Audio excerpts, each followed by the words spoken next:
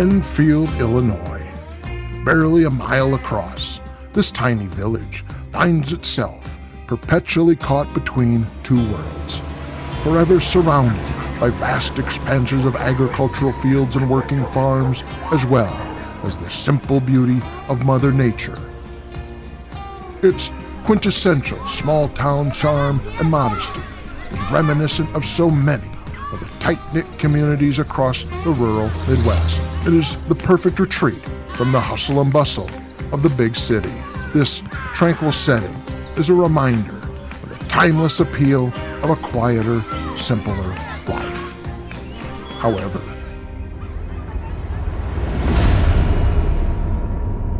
for the 780 citizens that called Enfield, Illinois home in 1973, that was about to change. For their small, tiny village was about to be visited by something truly monstrous.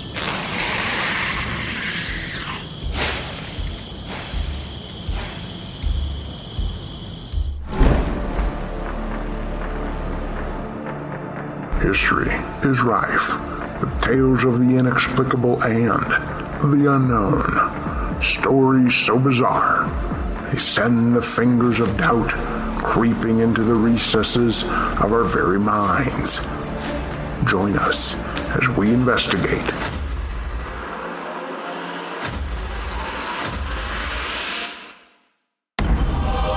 This week in Creepy History.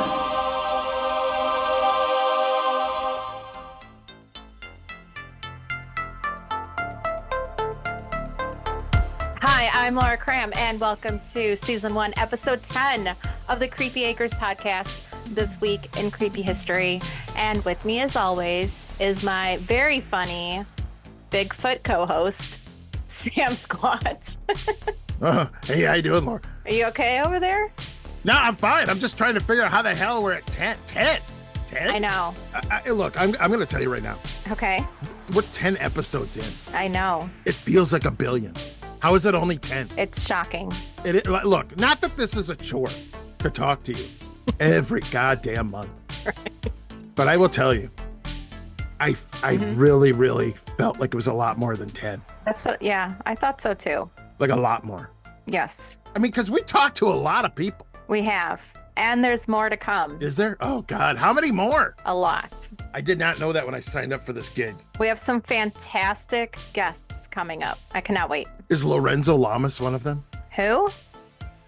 Lorenzo Lamas, star of the show Renegade. Have you not heard of this guy? That's like an older show, right? Yeah, it is older. But look, the reason I'm bringing it up is because back in the 90s, he had the show called Renegade, right? And it was a big deal. It was a huge deal. Okay. But if you go on Facebook right now, yes, we have twice as many fans as Lorenzo Lamas Renegade. And I was hoping he'd be a guest. So I'd be like, suck it, Lorenzo Lamas. But granted. Now understand. This is only Lorenzo Lamas Renegade. Lorenzo Lamas, the actor, has like 200, almost 300,000 followers, which we don't even come close to. We'll get there. But Lorenzo Lamas Renegade, he can eat our shit. That's Whoa. what I'm saying. He's so beneath me. Oh, I love the power. It feels good. All right. Sam, how are you? I'm great. Did you not just hear what I said about how Lorenzo Lamas is like eating our dust? Only on Facebook. Not Lorenzo Lamas, the actor, but Lorenzo Lamas Renegade. That's what I'm pointing at. Okay. I did hear that. So, yes, Laura. Episode 10, we are talking about a case that happened in Illinois, which is actually the state that I live in. I mean, I'll be honest with you. I thought when you talk about the state you live in, I thought you were going to say state of despair, but go on. Well, Samuel. Yes, Laura. Now, I know Illinois has lots of cases. Yes. And we've already have 2 episodes of things that happened in Illinois. We have the first episode. Yes. Which was? Murfreesboro Mud Monster, Murph. Yes. My buddy, Murph, yeah. With Chad Lewis. Yes, I love Chad Lewis. He's the best. He's so wholesome. Yes, he is. Yes. And then our episode 2 with Troy Taylor, we talked about, do you remember? There was the Lawndale Thunderbird attack. Available episode 2. Go check it out. Honest to God. Get those numbers up, folks. What are you doing? All right. Yeah. Yes. Oh, and know what? Please leave us a review on Spotify or Apple or wherever you listen. Give us the 5 stars if you can. Yeah. We really appreciate it. And of course, if you're listening, you don't like what you hear, just walk away. Just walk away, man. Okay. Don't be a hero. Tough guy. All right. Okay. All right. Okay. Let's full circle here. Go back to Illinois. Yes. So today's episode happened in the 1970s, and the creature that was seen had 3 legs and 2 itty bitty like T-Rex arms. Okay. Do you know what I'm talking about? I'm gonna be honest with you. I don't know what the hell that is. That Okay, is, I don't know either. Blech. Three legs. Yep. Two little T-Rex arms. Mm-hmm. Useless T-Rex arms. Ugh. Ugh. Ugh. I'm just picturing this little flaccid, Blech. flappy arm. Ew. Just ew. But look, those of you of a certain age may remember Modulok from He-Man. That's what I'm picturing. But with like little flaccid, limp, like little sloppy arms. Just, yuck. All right. I'm done talking about this. Let's just hand it over to Nathaniel Leonards, and he can tell us all about this icky monster. Yeah. Flappy arms. Gross.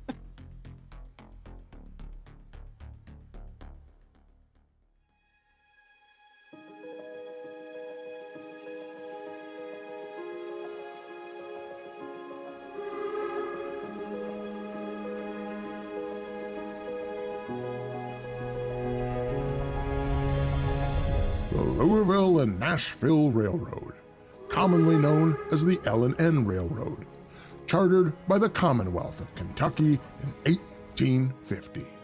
This railway would grow into one of the greatest success stories in all of American history. It would operate for 132 years, surviving the American Civil War, 2 World Wars, and the stock market crash of 1929, as well as the Great Depression that followed. In fact, it would operate so consistently, it would even gain the nickname Old Reliable. And soon, it would serve 14 states, and its 5,223.4 miles of railway track would connect cities like St. Louis, Cincinnati, Nashville, Memphis, Atlanta, and even New Orleans. A vast network of steel and iron that stretched across the southeastern United States like a spiderweb of prosperity and opportunity. For anywhere it touched, new towns would take root and grow. Towns like Enfield, Illinois. Founded in 1868, this sleepy little village rests in White County, located in the southeastern portion of the state.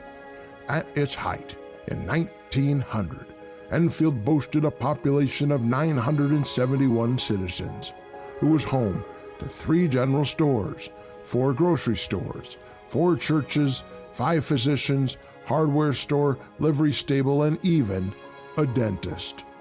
In fact, Enfield, Illinois would also have not just one, but several newspapers, including the Enfield Republican and the Enfield Express. For just a moment, it appeared as if Enfield, Illinois might grow into something truly remarkable. And then, like so many promising towns before it, it simply wasn't meant to be.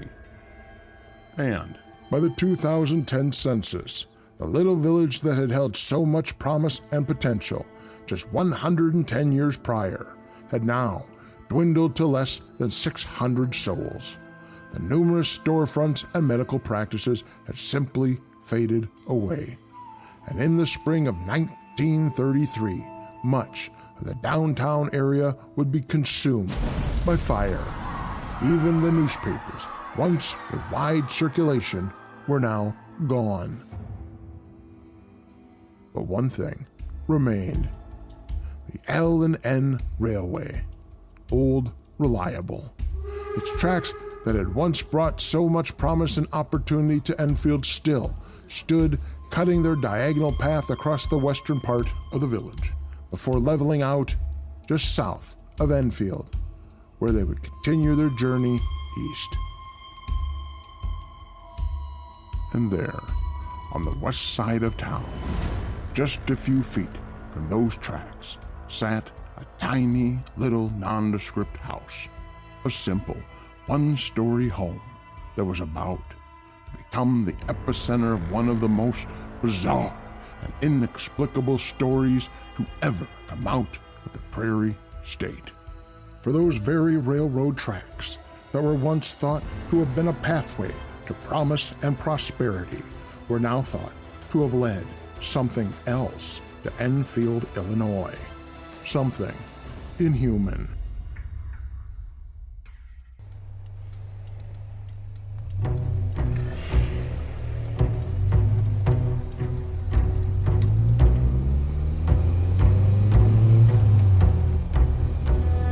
April 25th, 1973.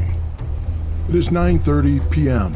when 50-year-old antiques dealer Henry McDaniel returns home with his wife, Lillian, age 36, following a meeting earlier that night.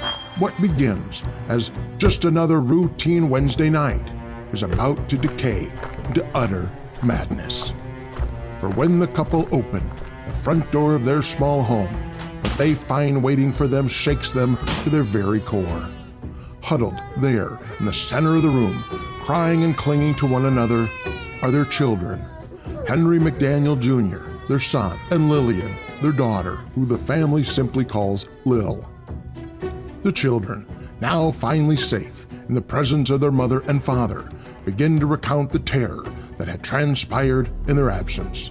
For earlier that night, while the two sat home alone, they began to hear a sound, a scratching at the door, thinking it was perhaps a stray kitten or maybe a neighbor's dog. The children opened that door without a second thought in the world. It was a decision they would regret for the rest of their lives, for when they opened it, they found themselves face to face with a nightmare. With but the briefest glimpse of the twisted abomination that stood there before them, the children slammed the door and locked it. Their minds now reeling, Henry Jr. and Lil stood frozen in silent terror. The shock of what they had just seen was still washing over them, but they took some comfort in believing they were safe behind that heavy wooden door. And then they heard it again.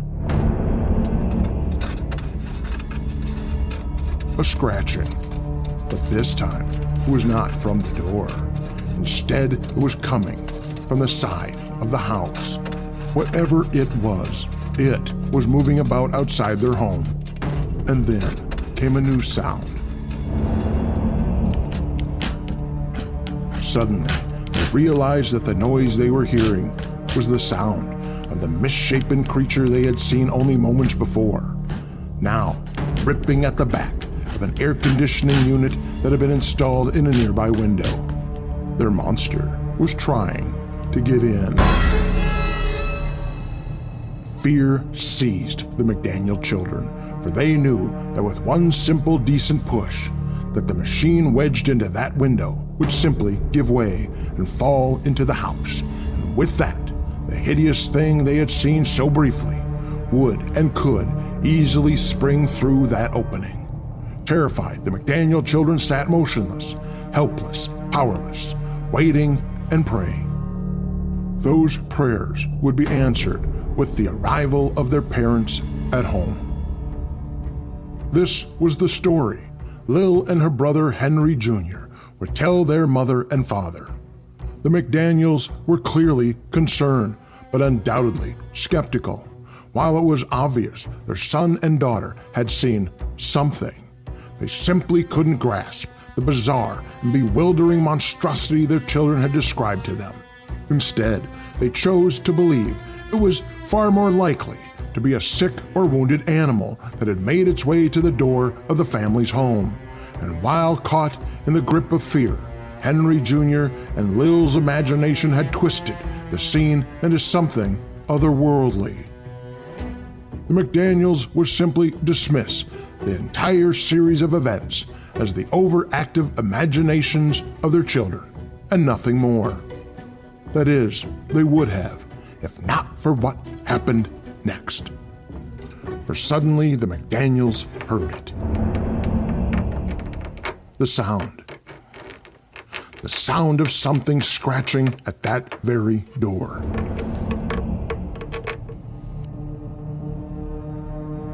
Henry McDaniel would turn and walk toward the noise, and with every step he took across that tiny house, the sound only grew louder.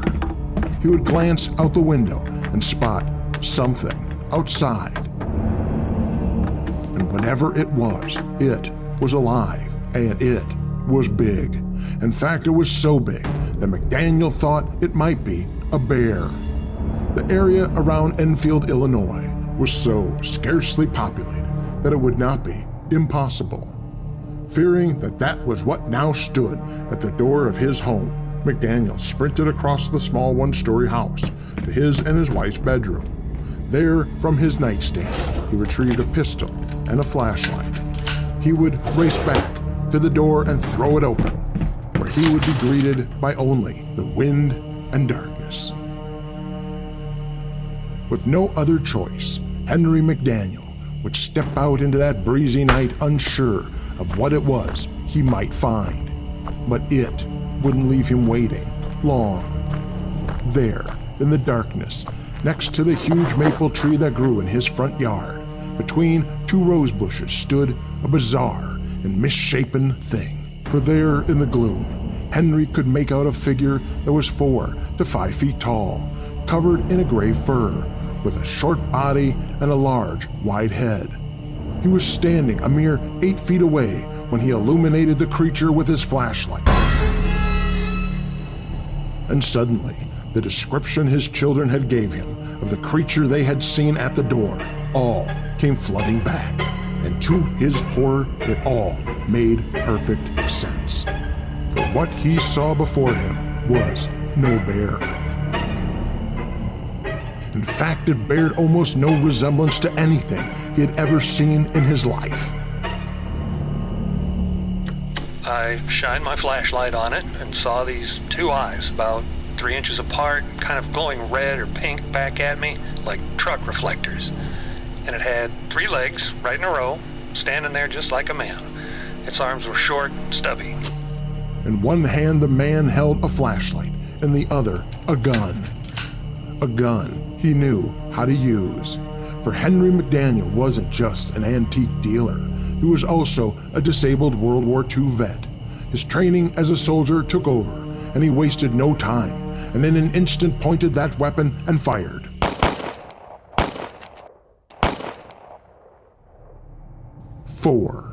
Four times, Henry McDaniel pulled the trigger of his .22 Magnum at nearly point-blank range, a trained soldier, only for it to have seemingly no effect.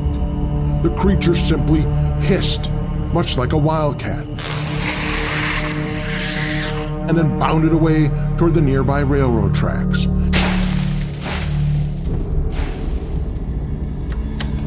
Did you ever hear a cottonmouth hiss? Well, that's how it sounded. And then it jumped into those weeds over there, and then it jumped again over that ditch, and then a third time onto the tracks. I never did see it turn, it just jumped. And in a mere 3 leaps, the 3-legged monstrosity traveled 75 feet, and just like that, it was gone. The McDaniels family, now terrified, would alert the authorities, and soon the Illinois State Police would arrive. Henry McDaniels and the officers would search the area, and while their investigation would discover no monster, the men would find something else. There, pressed into the soft earth, were bizarre, dog-like tracks that instead of the standard 4 toe pads, inexplicably had 6. One of the Illinois State Troopers that night, Officer James Masser, would report that Henry McDaniel appeared rational and sober, and this could have been the final word of the story, but it wasn't over quite yet. For just 11 days later, the creature would return.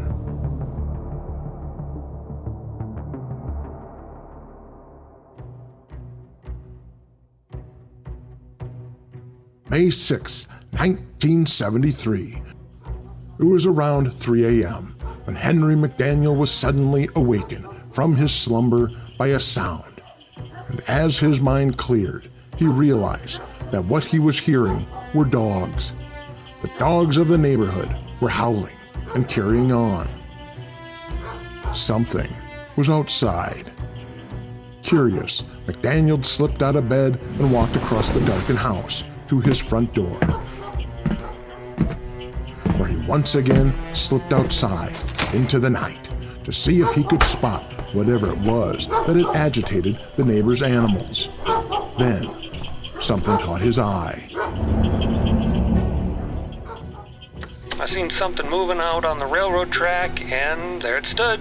I didn't shoot at it or anything. It started on down the railroad track. Wasn't in a hurry or anything.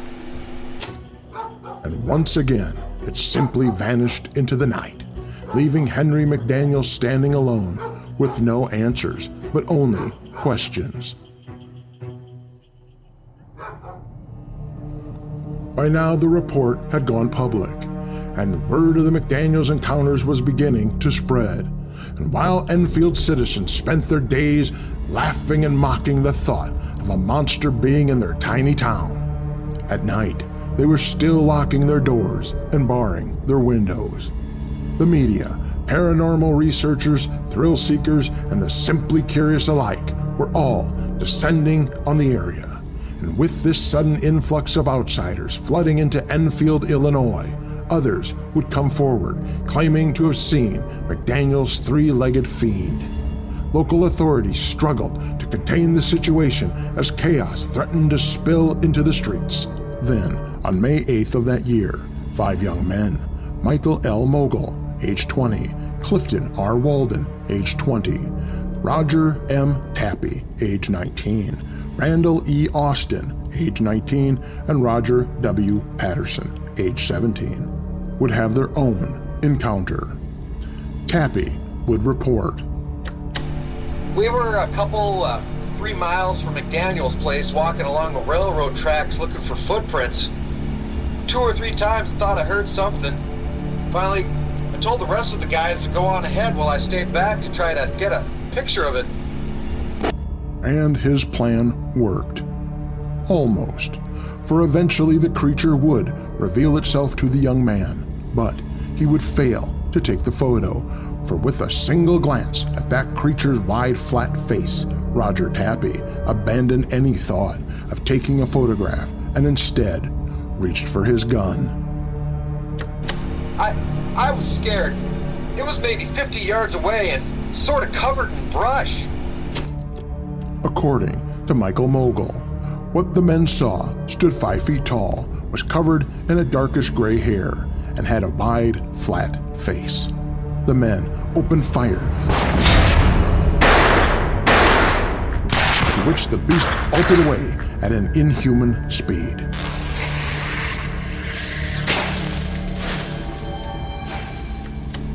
I figured the thing to do was to shoot it in the foot. I fired a shot, but I don't think I hit it. Nothing could move that fast with a bullet in it. Patterson would add, It wasn't human. all 5 men would be arrested.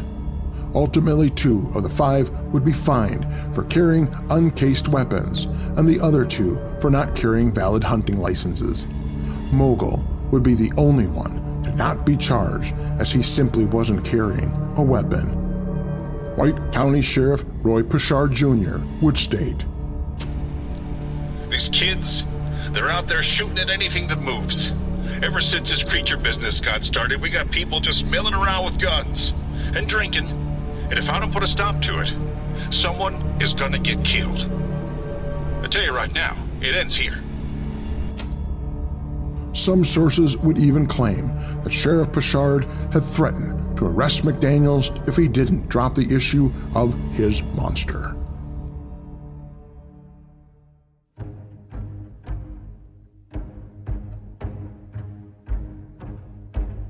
Eventually, the story of the creature dubbed the Enfield Horror or Enfield Monster would simply cease.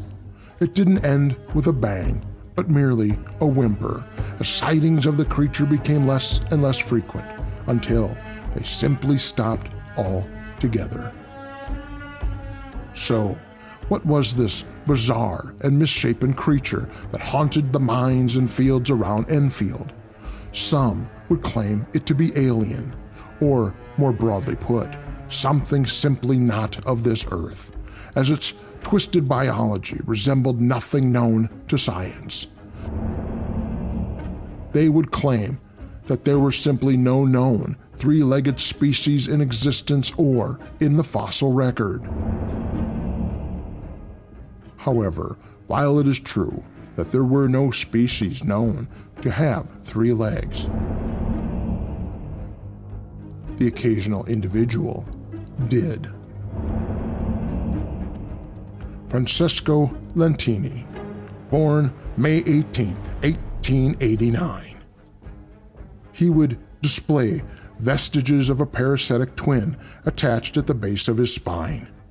It would take the form of a rudimentary set of genitalia and a full-size leg growing from his right hip.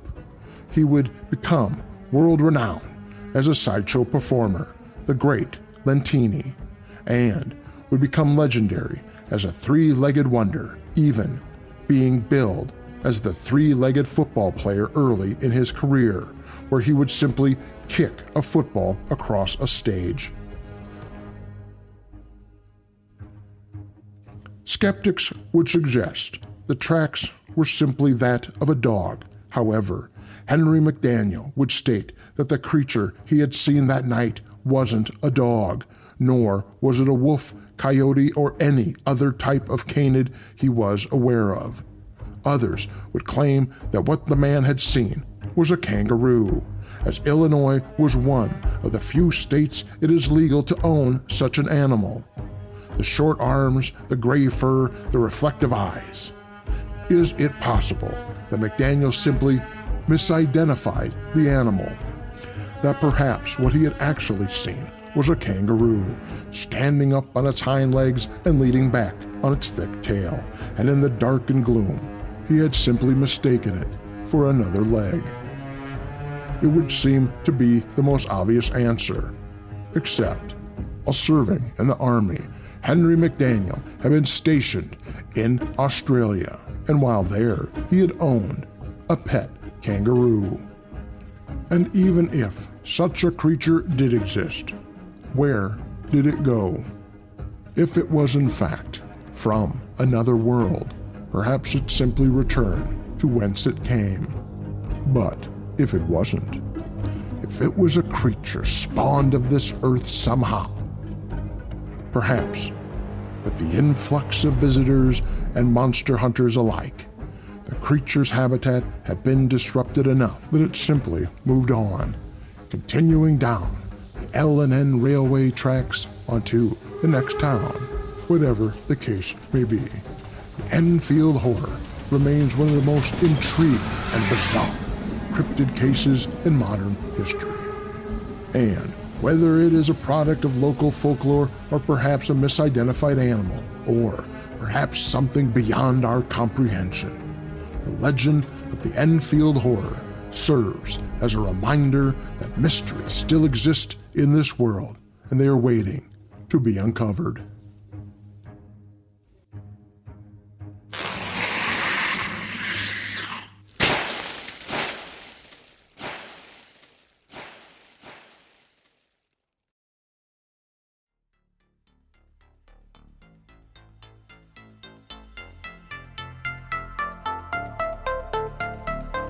Yuck.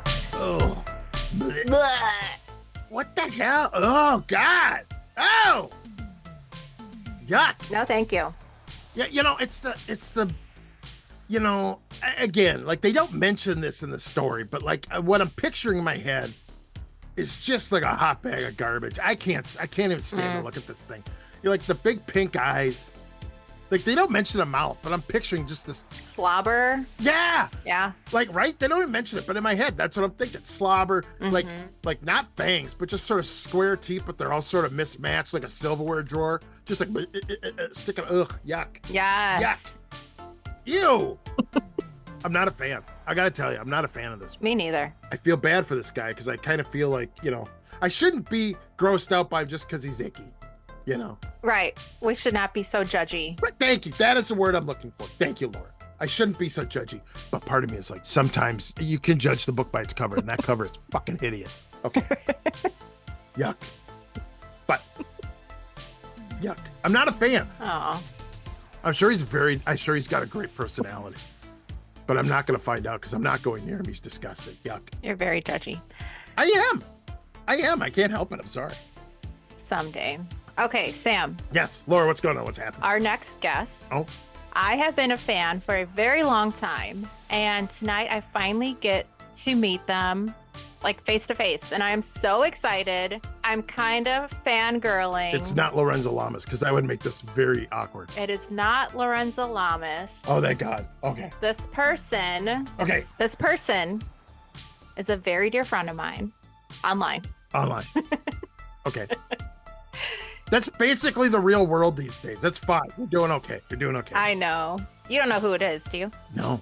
Okay. No, I have no. You don't tell me these things because you're terrified I will sabotage them. Right. It is the one and only Harrison Ford. It's Harrison Ford, right? You are correct. Yes. Yes. I am so. I love that man. I love Indiana Jones. I love Han Solo. This is what I asked for Christmas, and I thank you. Welcome, Harrison Ford. Oh, it's my pleasure to be here. Yes, my sincere pleasure. That is not Harrison Ford. That's Rob fuck-sucking Morphy. Yes. Holy shit. The inimitable. The undescribable. The one and only fuck-sucking Rob Morphy. Laura, take a back seat here for a second. Rob, I got to tell you right now that I am so goddamn giddy to meet you. This is fucking fantastic. This is better than Harrison Ford. He's just some grumbly old man. This is Rob fuck-sucking Morphy, Laura. I'm fangirling too over here. Well, let this be a mutual appreciation society because you guys are absolutely brilliant. And my heart is pumping like thrice hard right now. So thank you for having me on, guys. It's a real honor. So I got to say, I don't know if people understand the depth of your contribution to this community. Okay. Because I know, look, your stuff, your not just the artwork, but the stuff you have written, like the amount of stuff, and I know it's contributed a lot because I see it get stolen constantly. Oh my. Oh, I know it's good because it's everywhere. So could you take just a second to just fill the people in on your accomplishments? Because it's quite something. Well, I appreciate that. Obviously, I am flattered. I'm not sure if it quite will live up to the expectations, but I will say this. Well nigh a quarter of a century ago, back in 2000, I, with my buddy Mark Storrs and another buddy of ours, Mike DeForest, started a little website called American Monsters, which just covered the spectrum of weird stuff, and it was created in support of a documentary, a still unseen documentary that we made about the Honey Island swamp monster, which of course was inspired by the phenomenal In Search of episode based on the same creature way back in the 70s. So we built this website, which eventually morphed into Cryptopia. And I've written scads of articles, mostly for the websites, for Cryptopia and American Monsters, for magazines and different blogs and other places. And then Mark Storrs and I and our friend Chris Carnicelli, 6 years ago, hard to believe, we just had our anniversary. Wow. I know, it blows my mind, began the Kryptonaut podcast, wherein we took this knowledge base and decided to drink heavily and have a hell of a lot of fun talking about all of these weird ass monsters that we've adored since childhood. I should put a little disclaimer on that Mark and I have enjoyed since childhood. Chris could give 0 fucks, but he likes drinking with his friends, and he's an awesome contributor. So I guess, I mean, I don't think that lives up to the hype, Sam, though I thank you very much for it. But that is the basic story of Rob Morphy and his relationship with monsters in the 21st century. I love it. Just accept the goddamn compliment. Just accept it. I mean, yeah, sure. And I'm hung like a log. Yeah, no, it's all of it. Yeah. And I, and I don't know if the people have seen you, but you're a beautiful bastard. My God, it's like looking in a mirror. My God. Gorgeous. Look, I don't know how you do with human women, but with female Bigfoots, you would be cleaning up. All right. That's all I'm saying. Yeah, well, if I ever go English, so to speak, I mean, I'm in there like swimwear. Obviously, there's been rumors around, the family dinner table. There might be a little Squatch in the old gene pool, and you know what? I'm honored to have that if that's the case. Smidge of Neanderthal, a big dappling of Sasquatch, and who knows what else. And the fact that that you think I'm pretty, literally, you just, you know what? I'm going to the crypto prom, and I'm going to be the prettiest belle at the ball. Aww. Thank you, Sam. This warms my heart. Rob, how did you actually get started? Like, was it the TV show In Search of? Yeah, but my mom more than anything. And it's interesting. So here's where you guys get a little scoop. I interviewed her, and that will hopefully be on soon. But my mom has always been, she's like open-minded and awesome and cool. I'm not going to digress on how cool moms are, but we've talked about this, Laura, like just, the parental influence. Yeah. But she had an active interest in a lot of this stuff because she had a lot of genuine experiences, which, I've had a sampling, like a little sample platter, little tasting. Like I've had a flight of paranormal. She's had like full on pissed drunks of paranormal. Right. But she doesn't give shits. She's like, she has these experiences and then it moves on, and it doesn't matter. It just was integrated in part of her life. So my mom's interest in these things, UFO sightings, she has had cryptozoological, paranormal. A lot of people are like, oh yeah, somebody says all that and you're a kid and you're influenced. Trust me, it's like, it's not even a part of her life. It's like, this is just some shit that happened, but I also went shopping that day. I also bought a new purse. This is not important to me. That's like my mom. Right on. Yes. So because of that, she would watch In Search of with me. She would watch that old show that was loosely based on Project Blue Book, which I think was called Project UFO.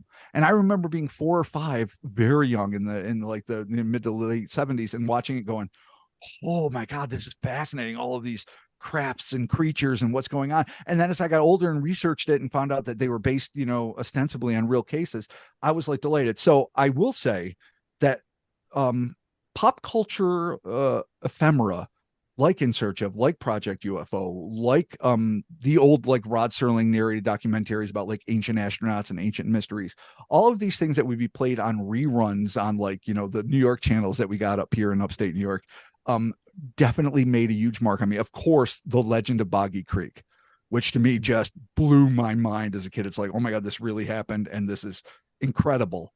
All of these things had a huge and indelible mark on me, but it is my mom's firsthand accounts, which I had kept quiet for the longest time because she was, like I say, she was just who she was in her 50s and 60s. She's like, I don't know if I want everyone knowing about this. And I'm like, yeah, I've always respected the anonymity of my sources, period.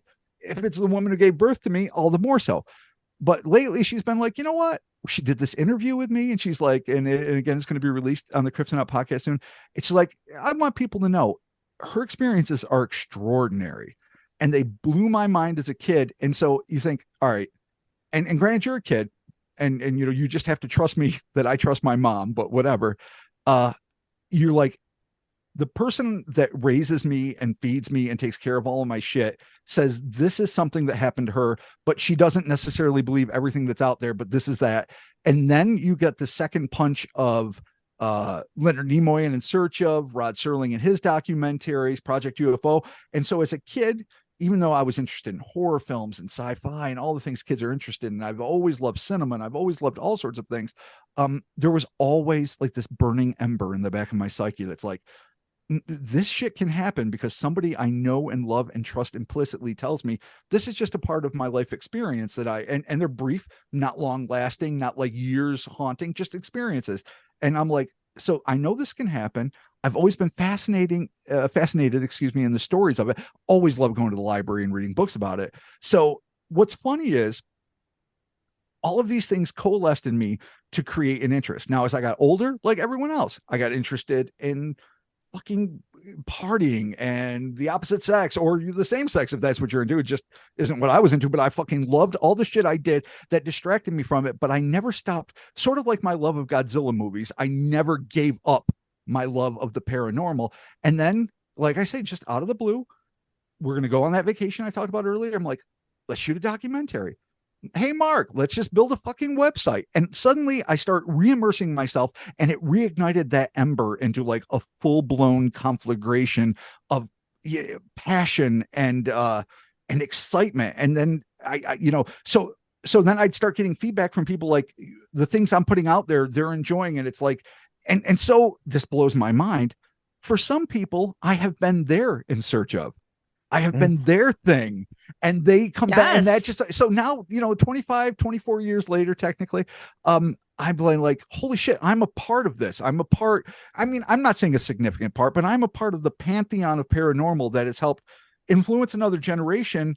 And just because I had that little spark in me that reignited, I'm bringing something to the field, as you guys are, that is both entertaining and informative and hopefully enjoyable. And so I guess to me, I know I digress a lot, and I apologize for all the side paths I go on, but for me, the great delight is the contact I have made with fellow human beings who are extraordinary. That I'm talking about you, Laura Kram, and I'm talking about a handful of others, people that really, it has been a delight to get to know and to understand that this has basically led me on this last phase of my journey that has taken me away from cinema and my other concerns that I still love, and brought me into this place where it's like, holy shit, this is a wonderful, expansive realm of things that we know just a little bit about, but demand us to go deeper so we can really find out the roots of these mysteries, these extraordinary enigmas that have been with the human race forever.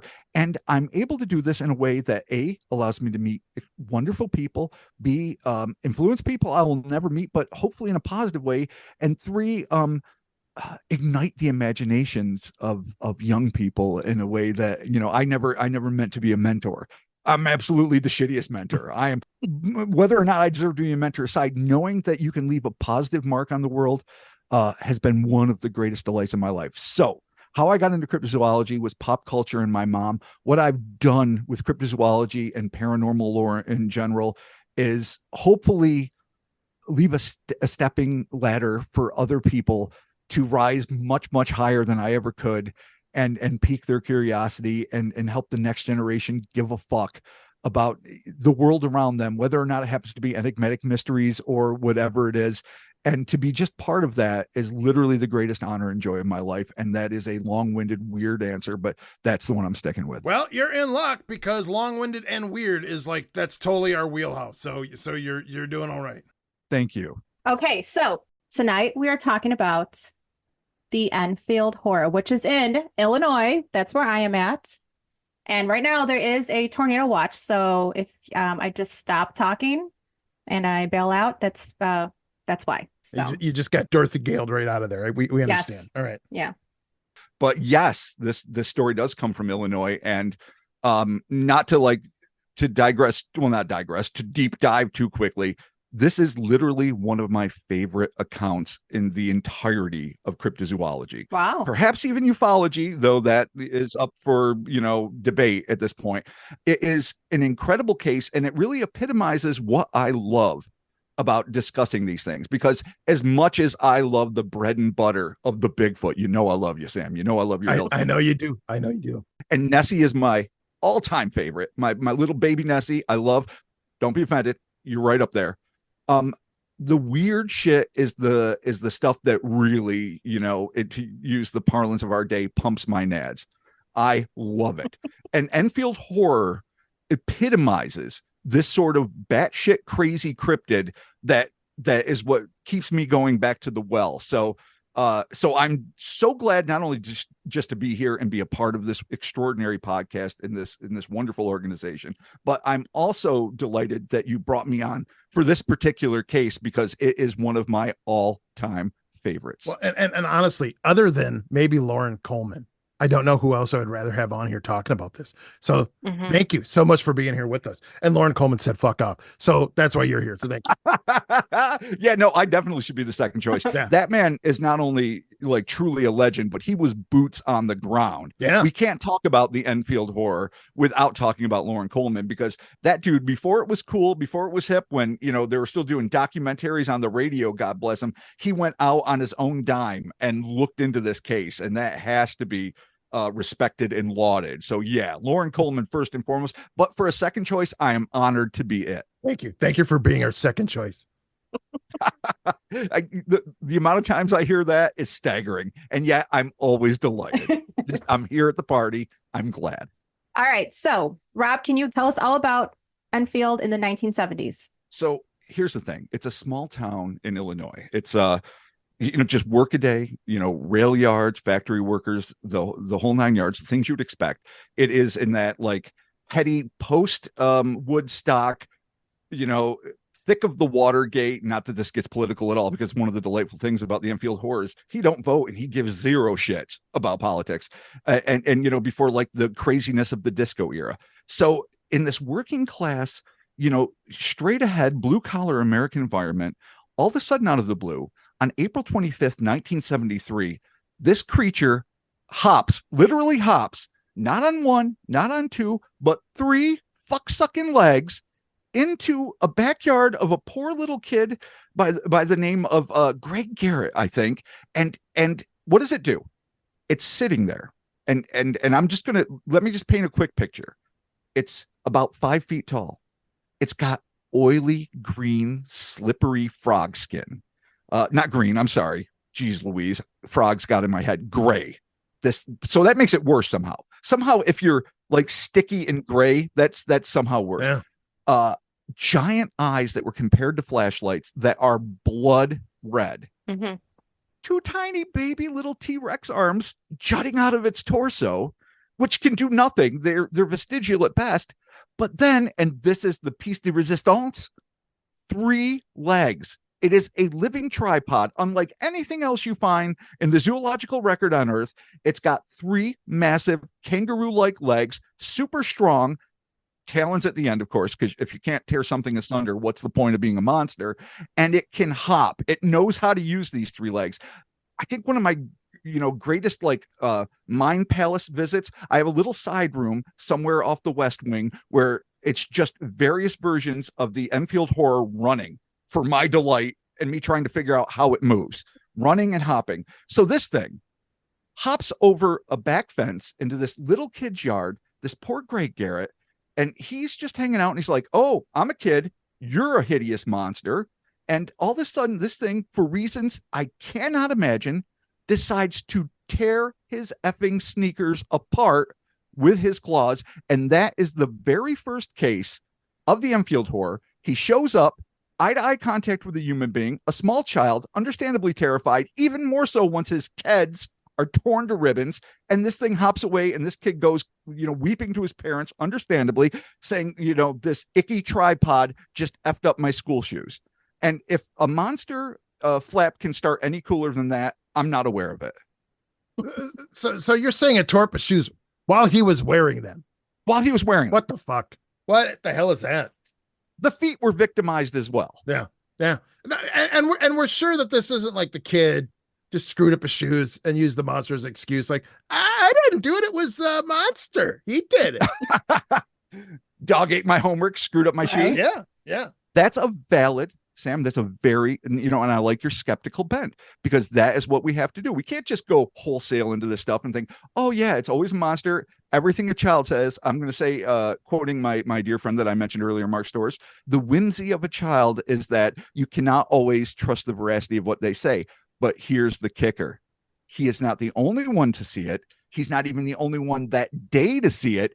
And the preponderance of eyewitness evidence lends me to say, I guess, without hesitation, this thing happened to him. He's not fibbing because everyone else around him seems to have seen it, and it gets even more terrifying from there. Oh. Now, has anyone tried to contact this Garrett kid? Well, I can only say that I haven't, because I'm terribly negligent when it comes to investigations. I am an armchair crypto historian, and that's the term I prefer, and historian of unknown things. And I will look into it. And I know people have contacted him actually at some point or another. What he had to say later on in life, I'm not sure. But what I do know, because it just goes without saying, had he debunked it, had he said I was talking smack, I was a kid, I didn't know what was going on, I effed up my shoes, I didn't want to get in trouble, that would have been out there loud and clear. Because as we all know, everyone in this field knows, if somebody sees something extraordinary and weird, it is a whisper that is constantly ridiculed. If anybody says, even if it's like a third aunt twice removed at a distance, says, oh, wait, no, this was BS, it is a clarion call that is on all of the headlines. So the fact that we don't know this to be bunk suggests to me, I can't say I know it for a fact, that he has never changed his story. And so then after that, now it gets seen again. Yeah. The same day. Half hour later. Like next door, right? If not next door, like across, like very close, same neighborhood, same, like literally, I guess next door. I don't know why I'm qualifying. You were right, Laura. I don't know why I did that. I just mansplained next door for no good reason, and I'm a dick for it. And the fact that I can own it means I'm growing. I'm growing as a person, and that makes me feel good. I accept your apology. Here's the thing. The McDaniel house is nearby. This being 73, Henry McDaniel Jr., obviously the son of Senior, and his little sister, who has only been called Lil, perhaps short for Lily, I don't know, are at home alone. And so what happens is, again, half hour later, just down the street, they heard a scratching sound at the front door. And, they're like, okay, what is it? Curiosity gets piqued. So young Henry opens the door, and, he's expecting to see a stray dog, maybe a rabid raccoon. That's the worst case scenario in his mind. But when he opens it up, he comes face to face. Excuse me, I'm laughing because I just delight in what this would be a great moment for dramatic reenactors and I don't know why this hasn't been in more documentaries, or really any that I've ever seen, to open the door and you see this like oozing monstrosity that, probably still has parts of sneakers trapped in its claws from where it attacked the poor Garrett kid. It's there. Henry Jr. looks at him. It's back and forth. It's an exchange. And then bam, door gets slammed. So he's trying to put on a brave face for his little sister. But as he goes over to her, they hear this thing's talons ripping into the wood of the door. It's shredding it. It's not satisfied with the no thank you, man. It's like, I'm trying to get in. So he grabs his sister, gets into the middle of the room because they don't want to be near a wall or a window or anywhere that this thing can tear through. And all of a sudden, his facade begins to fall apart because when at first, let me digress here. His facade, being the brave facade, is maintained because he knows there's a monster scratching at the door and he's got to protect his little sister. It falls silent for just a moment and he's like, I got my shit. It's gone. I collected it. I'm being a good big bro. Then the fucking air conditioner starts rattling. And this thing is trying to rip the air conditioner out to come in through the window. Much easier than ripping through a door. So at this point, he's a bundle of tears and mayhem, and so's the sister, and they are weeping, holding each other, when not long later, at about say 9:30 at night, his mom and dad finally come in. So Henry Sr. and his wife walk through. They find their kids just babbling and like in sheer panic, totally worried what's going on, and they recount how this quote unquote thing had tried to break into the house while the parents were gone, and that it was then, excuse me, when the dad's like, oh, okay, kids are panicking, whatever, he hears the same scratches. So he goes to the door and skeptically, one has to assume, opens it, cavalier, just cocksure like a dad's want to be, whips it open to his children's chagrin, I might add. They know what's going on, and this courageous man turns into goop because standing there on the stoop is the same red-eyed, three-legged, sharp fucking clawed, tiny baby T-Rex armed fucking tripod that had been haunting everyone in this town. So he stumbles back in terror, runs to the closet door, pulls out his 22, goes back, pops a cap in this creature because that's what you have to do. And it's 73. How tall is this thing again? It's between 4 and 5 feet tall, often erring on the taller side. The problem is, and one of the great delights for artists like myself who like to illustrate these things, but the real problem is that you get these very evocative descriptions. You get the 3 legs, you get the slimy gray, not green, as I mentioned earlier, skin. You get these flashlight sized, brilliant red eyes.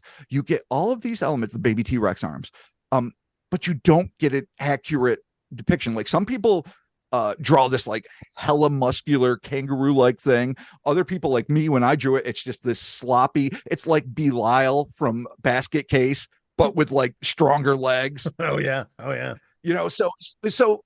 So for artists, it's a dream come true. You can do it. It's carte blanche. But for the rest of the world, we really, honestly, besides these key features, don't know what it actually looked like. Mm-hmm. All right. So Dad shoots this thing. And then he later reported to the police that, 4.5 feet tall, all the things I just said, and it was trying to get into his house. But when he hits it, it does not roll over dead. It does not run away in terror. And this is a quote, hissed like a wildcat at the dude who shot it. Not just once, by the way, 4 times. And he knows he hit it, or at least that's what he reported to the cops. And then it shoots off. So it attacks a kid, kills his kids, tries to break into a house. Who knows what it's going to do to Junior and Lil. Dad comes home, shoots it 4 fucking times. It turns and hisses like it's merely inconvenienced and kind of pissed, and then escapes. My God. Jesus Christ. This is, look, okay. I mean, right out of the gate, I just got to ask. Now, the 3 legs. I mean, obviously, that's the thing. That's what's sticking in my head because I'm trying to wrap my head around. Is it like 3 legs in a row? Is it like 2 legs and 1 leg sticking out the back, like backwards, like a tripod? Like, how the fuck are these legs? Like, this is driving me crazy. Sam, excellent questions all. And guess what? We don't know. You will find no relief because nobody knows. It was never stated like 2 feet pointed forward, 1 back. All were pointing forward. Did it have hooves? I mean, we know it had claws. So that part I'm being a dick about. Yes, it had fucking claws, but it was structured in a way that and because we don't have tripodal animate objects on this planet, generally speaking, there is no way to actually know how it was structured or what the accurate sort of anatomical design would be. That's part of what haunts you and part of what, again, if you're an interpretive artist, delights you. But it pisses me too, Sam. It really does. It's yeah. And the little tiny baby arms, like what is that? That doesn't even make sense. It's like, I don't know. I know. Enzo Tech shoes. Why shoes? What the hell they ever do to you? Yeah. I mean, is it, is a guy that likes loafers? Does it prefer boat shoes? I mean, is it a flip-flop kid? I don't know why it hates sneakers. It does, clearly. Or maybe, and let me go dark here, it just wanted to debilitate the child's feet so it could torture and play with it before it ate it. Now, that's me going wildly speculative. There's no indication this thing is a flesh eater and or wanted to toy with its prey like a cat before it ate it. But then again, there's no evidence that it did not want to do that. Whoa. That is possible. But his feet were fine, right? It was just his sneakers that got torn up. So here's the thing, Laura. It is not known if he had scratches, some gouges. If they were a bloody mess, it would have been reported, one assumes. We don't know. That's another terrible gap in the reporting. And that's also because most of these accounts don't come from investigators, though Lauren Coleman, again, just this intrepid investigator went down and did what he could do. But most of these accounts come from local newspaper accounts. And being a former small town newspaper reporter, I can assure you, when you're dealing with some local shit that you give zero shits about, you are phoning it in. You don't care. You're like, okay, yeah. Now, I would think somebody would be a little more delighted by the fact that there's a monster in the town and it's not like the PTA meeting or a school board or some dumb shit. You know, if me being me as a local reporter, I would have like milked that for all it was worth. But this dude or lady apparently gave no fucks at all and just wrote down the bare minimum. Sneakers got tore up. It hopped away. Suck it. So that's the historians we're working with here. Yeah, and you know, and honestly, you're spot on there, because I will tell you there are other versions of this story where McDaniel is a bachelor. The kids aren't even mentioned. There's other versions where he doesn't have kids. There's other versions where he doesn't even have a wife. You know, it's crazy. The story just begins with him opening the door. They skip the whole shit about the kids. Yeah, which is the best part of the story. Sam. Yeah. I mean, the kids being scared is the precedent that establishes a vengeful father who at first is ridiculing the kids, like over exaggeration of a moment, just figuring they're scared, sees it and is like, oh my God, this thing almost got my babies, gets his gun, shoots it 4 times, and this thing hisses, thus, emasculating him. Surely, I don't want to go deep psych, but come on, he couldn't have felt good at that night. And so that is the precedent that establishes how terrifying and powerful an encounter this is. And when you take that out, that's a problem. And so here's where, and I thank you for playing into this. My status as a self-proclaimed crypto historian comes in. You can't always know the facts, but it is important to get as many of them as humanly possible, to corroborate when you can, to compile them in a way where you have to make decisions, because like you're saying, you'll get people that say, he was an alien space waitress and, just came home from a shift, and you'll get all sorts of crazy shit. But then you've got to be like, all right, what are most of these accounts saying? And when you find one that is closer to the source, in this case, Lauren Coleman, in this case, a handful of reporters are at the scene and they're really describing what's going on, then, and you can authenticate it to any degree, then you proclaim that to be not the simple truth, because we'll never know the simple truth. We can only just do our best to dig at the past, but the closest version of the truth we can find. And that's super important in cryptozoological and ufological, paranormal cases in general, because it's very easy to get into the highlights, like, oh, here's a medley of the greatest hits of this monster, and I don't really care about the facts. But getting into the minutia is really where the gems live. And I mean, I think it goes without saying, your listeners and fans will certainly sense this about me. I mean, I like a good story. I want it to be entertaining. I don't want it to be entertaining at the expense of truth, but I want it to be entertaining, and that the more authentic moments you can portray, the more exciting and engaging it is for human beings, because all of a sudden you put yourself in the shoes of, poor Greg Garrett or poor Lil and, Henry Jr. And you're like, I remember being a kid. I remember being scared of shit that wasn't real.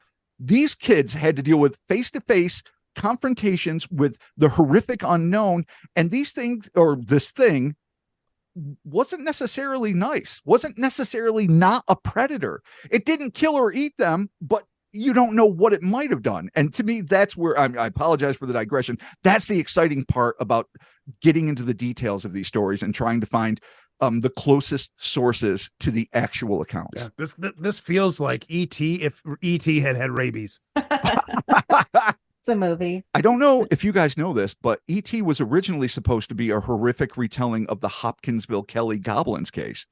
And Rick Baker, legendary makeup effects artist, created these really scary versions of them. And it was all going to go green light ahead, like after Raiders of the Lost Ark, or while it was being made, that was going to be Spielberg's next film. But then, speaking of your guest tonight, Harrison Ford, his then wife, whose name I'm sad to say escapes me, who ended up becoming the author, the screenwriter of E.T., was like, oh no, Steve, you can't make it dark and grim and based on a true story. Let's make this sweet story about, a kid who needs a dad and he gets an alien with a weird finger. Fine. It's a cute film. I'm okay with it. I loved it when I was 9. It's good. But there's always going to be a part of me that dies a little on the inside every time I think Steven Spielberg in his prime almost made a fucking adaptation of the Hopkinsville Kelly Goblin case, which might have been the greatest. I mean, look what he did for UFOs with Close Encounters. Look what he did for sharks with Jaws, with movie serials and Raiders of the Lost Ark. Ghosts, Poltergeist in particular, with Poltergeist, which we all know he secretly directed. God bless you, Toby Hooper. So that having been said, in an alternate reality, if we could trade beta tapes with another reality and another dimension, I would kill to see the original horror based on the Hopkinsville Goblin case that it could have been. Oh, that would have been so good. Yeah.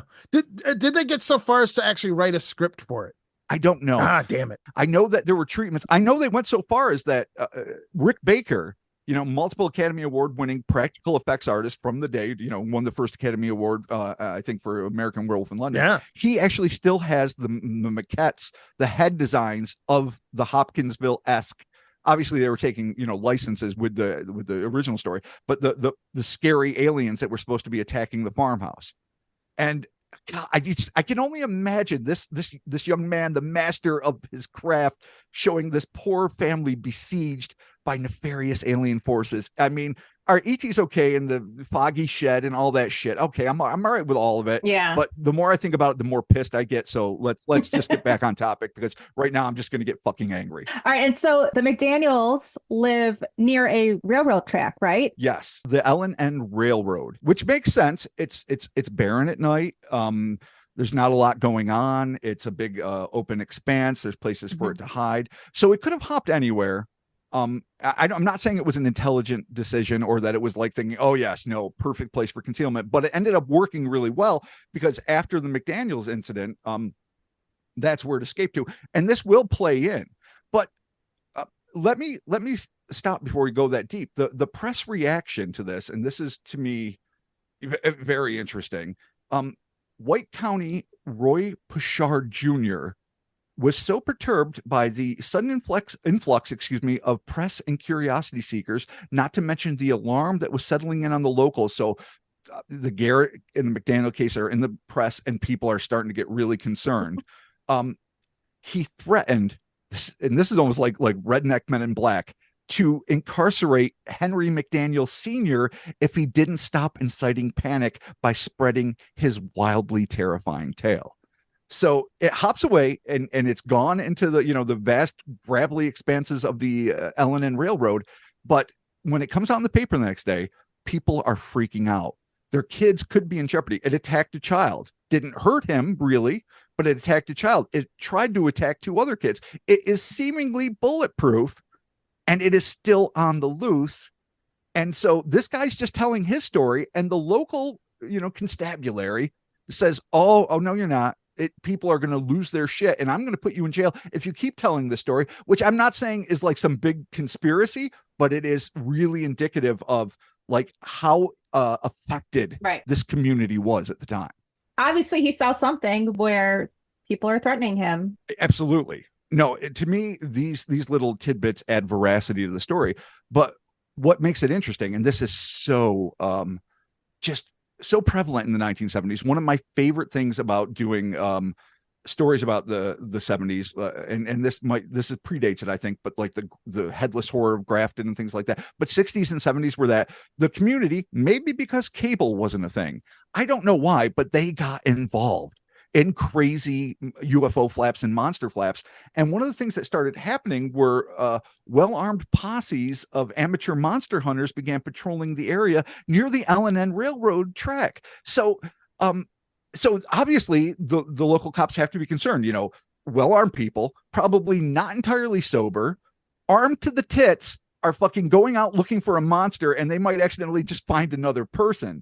So, I mean, to like scale it down from conspiracy, this could be a little bit of what Pashard Jr. was worried about. But that still having been said, that was one of the great aspects of it stopped in the 80s, really, but the 60s and prevalent super in the 70s were, if something like this happened in your local community, you went out in force. You got your friends, whether they were teenage buddies or, middle-aged drinking buddies or whatever the hell it was, you got fucking armed and you went out and you made this happen. And I can see where that would alarm the cops, because I mean, a bullet flying through a random window, it could be a tragic thing. So, right. I mean, grounding it down, it's there, but that's part of what I love, is that It's a full-on community engagement thing. That's where fucking festivals and fairs come from. That's how you get Mothman Days. That's how you get some of the most enjoyable shit you can do in a small town, because I grew up in one in upstate New York.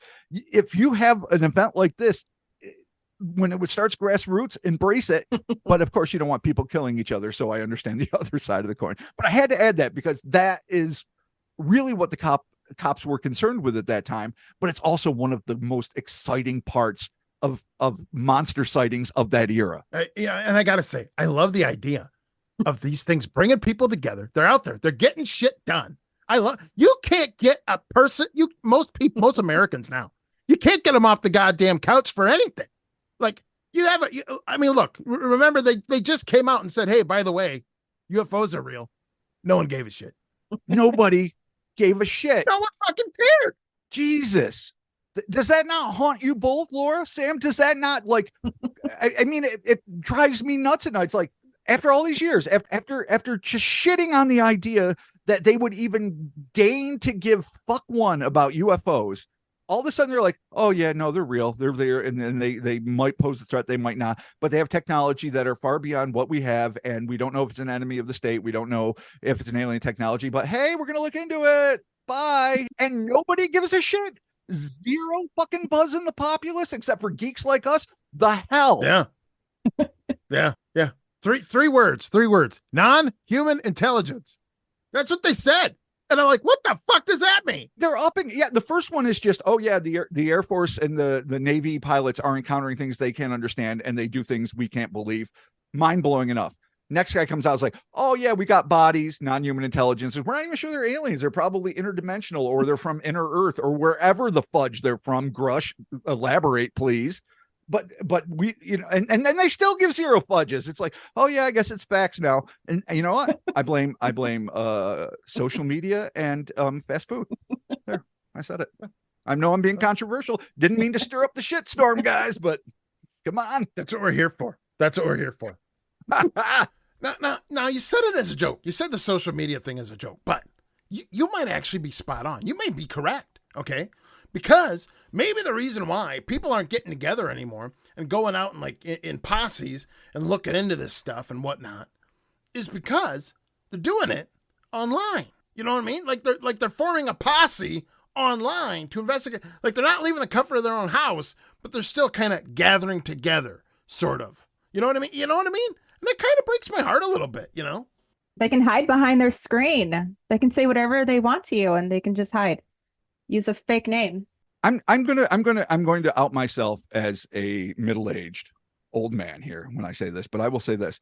When the closest thing to getting people excited about going out and hunting an anomalous monster is Pokemon Go. Oh yeah. We are living in a dark time. It's not that I mean, listen, I have faith in society. I'm an optimist. I think things are going to work out.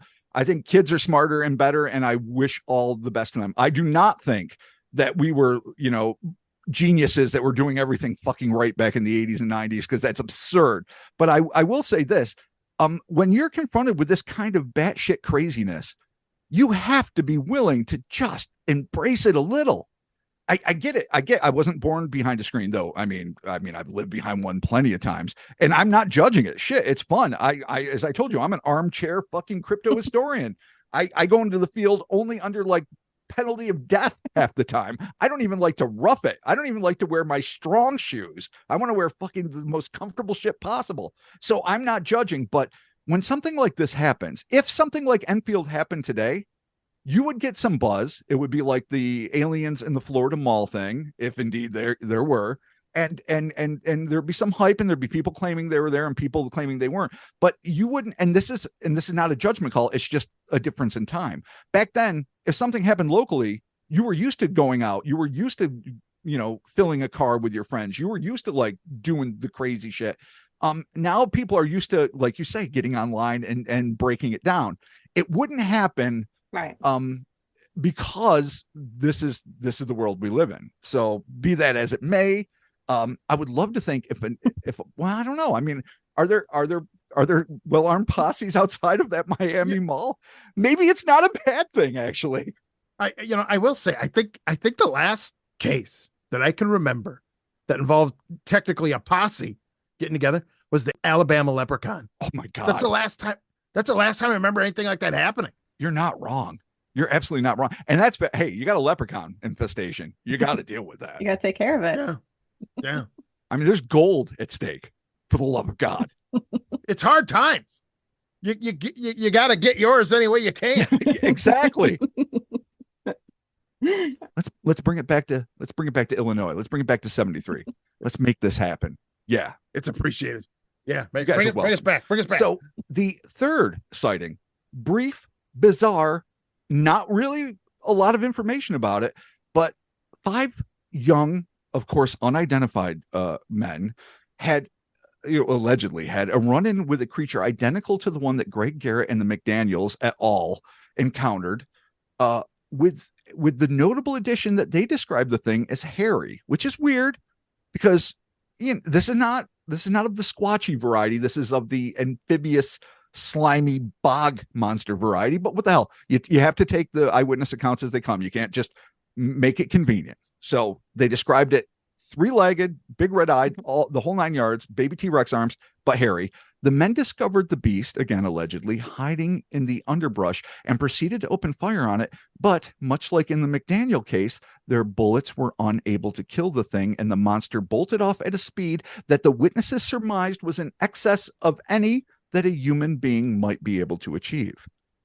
Which is, again, another testament, assuming it's true, another testament to it not being a kid in a costume, 3-legged costume that's 4.5 feet tall, very awkward anyway. I mean, that's like literally it's a biological tripod like R2D2, except fleshier, scarier, and hates sneakers more. But anything that can run that fast, period, at that size is amazing. But it certainly is not going to be a kid or a small, human being in a costume. Now they said it ran, but the other accounts have been hopping or leaping, right?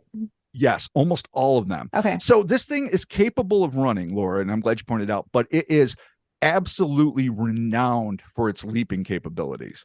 Like there are some things that, that can jump, phantom kangaroos, the Falkville metal man was said to make preternaturally long jumps, but this thing seems to be structured. So again, we don't know its biology, but I keep thinking like it's using the third leg, like a kangaroo might use its tail, balancing down and then using all 3 legs to launch hardcore. Mm-hmm.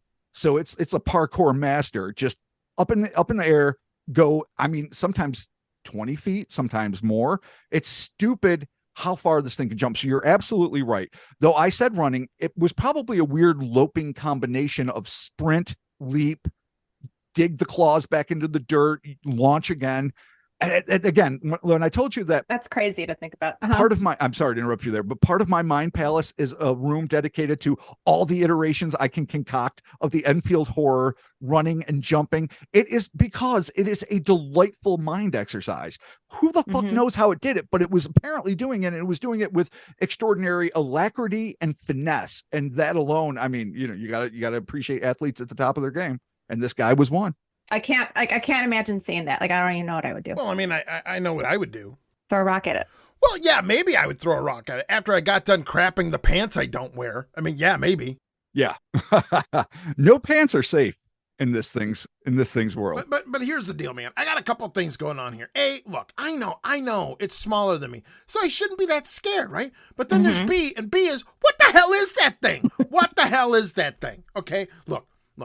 And it starts jumping around. It's super fast. And it's got those weird little arms that don't do anything in the weird gross skin. Look, I'm going to tell you right now. I feel like that thing could get to me faster than I could draw a gun. All right. And I don't like that. Mm-mm. I don't even carry a gun. And then still the thought scares the shit out of me. You know what I'm saying? The only thing that can make it worse if it had a mouthful of fangs. Yeah, absolutely. We don't know what its mouth looked like or if indeed it had one. Yeah. But we do know it's staring at you. And it's wiggling its tiny little malformed fingers. Again, I'm taking dramatic license, but let me paint a picture with its super muscular, ultra buff Usain Bolt hopping legs. Oh, with the fucking the raptor talons that are going to make your innards go out, and that's a problem. Ugh. I keep thinking like the gray skin and like how it's hairy. Like I'm picturing like elephant skin. That's interesting. I solved it. It's an elephant. I think you're absolutely right. Hairy and gray is completely indignant. Like, no, a baby Yes. three-legged elephant That's that it. that no two-legged Yeah. elephant that uses its trunk, and everyone got confused. Assumed it's a no. I think you nailed it, Laura. I mean, I think right Thank now you. we can quit knowing we are the kings of cryptozoology, kings and queens. Excuse me. Yeah, because you did it. So the queen goes first, as always, and should. Yes. So, all right. Besides the fact that we solved it in cryptozoology, can now go on to other things. I will say this. Mhm. It's never been described as being wrinkly. Unlike, say, the Pascagoula abductors, which were these weird, like carrot nosed and ears, robotic things with crab claws. They were described as being elephantine in the sense that they had these dense wrinkles all over their gray bodies. This thing, it hasn't been described as being smooth, but it has never been described as being overtly wrinkly. And one of the things I No, don't it's okay. think You're of just shooting elephants down as my moist. theory. It's I'm fine. not shitting on it. You solved the puzzle. I understand that. But let me be the devil's advocate. Let me be the lone voice of dissent in the darkness that will eventually fade away, like Galileo. Oh no, I'm being a dick there. I'm sorry. He came back hard.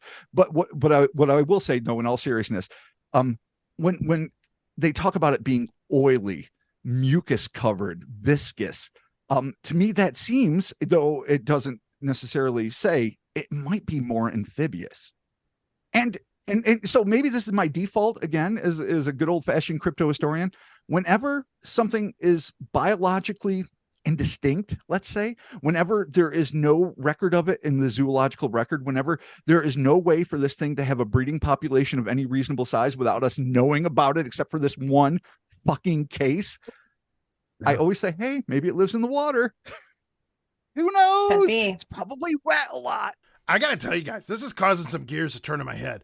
And I got one word for you: mutant. Okay, a mutant, mutation. All right, look. Oh, you're talking about something with 3 big, powerful legs, 2 little tiny arms, and big eyes. Okay, and you've described it as having, not potentially wrinkly skin, but you've described amphibious, sort of frog-like, gross skin. Right now, I live in Minnesota. We had a long history of like all these mutations being caused on frogs here in Minnesota because of various toxins and poisons being dumped, by farmers into lakes and all this other stuff, right? Now, a lot of those had like multiple limbs, okay? Like they had like 3 legs, and 2 little arms, and now you got the big eyes. I'm telling you. Same height, right? Maybe it made it bigger than normal, okay? Maybe not 5 feet tall, but, I don't like a bullfrog, that's been like mutated and shit. Who knows? Like, I'm just saying. I'm spitballing here, but it's not the craziest thing I've ever heard, All right. Are we getting up to the rainbow guy? We are getting to Rick Rainbow. Yeah. The improbably named Rick Rainbow. I love it. Fucking wow. I mean, he's not Wolfman Jack, but you know what he is? A motherfucking DJ. And DJs were the fucking gods of the 70s. Bless them. If you watch American Graffiti, granted a 70s movie set in the 50s, you understand the power of the DJ to be the coherent thread through the random mundanities and adventures of your life. And this dude, Rick Rainbow, from station WWKI in Kokomo, Indiana, was applying his trade and fucking changing the lives of the youth. But what he did, and this is technically of this flap, the final eyewitness to this improbable creature, not necessarily de facto the final eyewitness, because again, I say this very conservatively, 1 in 10 people that see things report it. That's super conservative. Yeah. It could be 1 in 30, it could be 1 in 25, but it is magnificently different. The amount of people that report, and we're dealing with reports here, are usually significantly lower than the amount of people who see. But the final eyewitness we know about is Rick Rainbow, who served as news director of said WWKI station in Kokomo. And so he and 3 other, as usual, sadly unidentified individuals claim to have seen a stooping gray 5-foot-tall entity lurking outside, an abandoned house not far from the homes of both Garrett and McDaniels. So not necessarily Ellen Railroad, but nearby. Although they did not have nearly as close an encounter as the previous witnesses, Rainbow and his crew did manage to do one thing the others had not.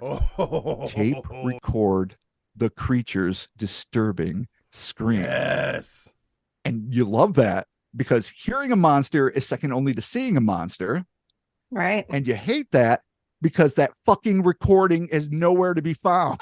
Goddamn, come on. Which is a dick kicker. We assume that he played it on air, right? I have to. We don't know. I mean, if he didn't, then that man doesn't deserve to be the news director in Kokomo. I'll tell you that right now. That's Bush League. He almost certainly played it. He found it. He played it. I'm assuming, don't know this for a fact, but I'm assuming Lauren Coleman heard it at some point. I'm assuming that most of the people within the range of the radio tower heard it. Why no one recorded it, or if indeed they did, why it never got made public, I don't know. Now, I don't know radio protocols in the day. I know a lot of TV stations, local TV stations, would keep covering the tapes over and over and over again because these things were expensive.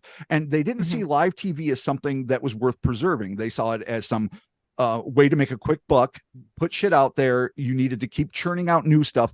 And that's the thing. Everything that's valuable in life, this is not going to come as a shock to anyone who's intelligent, but fucking is because people didn't understand that people would care about this. They didn't understand the value of nostalgia. They didn't understand the value of history. So it goes away, like comic books, like Mad Magazine, like baseball cards. That shit goes away because it's ubiquitous and nobody gives fucks until none of it's left. And then you're like, shit.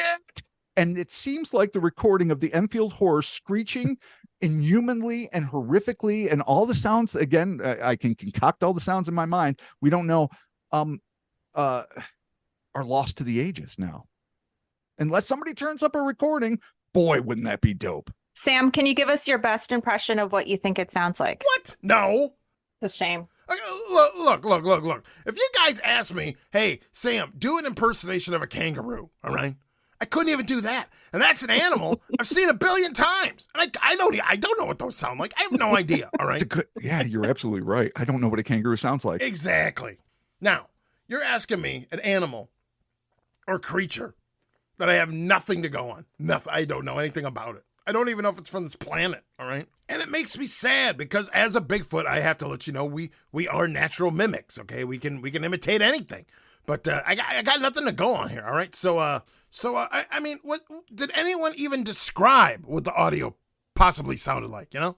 Never in all of my research, and I have dug deep. I want to hear it's like somewhere between like a yodeling marmoset and a bullfrog, but nobody said shit. Damn. And I have no idea. Man. And it haunts me because we should know. Damn. Yeah, this is upsetting. I don't like this. No. All right. Now I'm back. You brought me back down. Thanks, Rob. I'm sorry.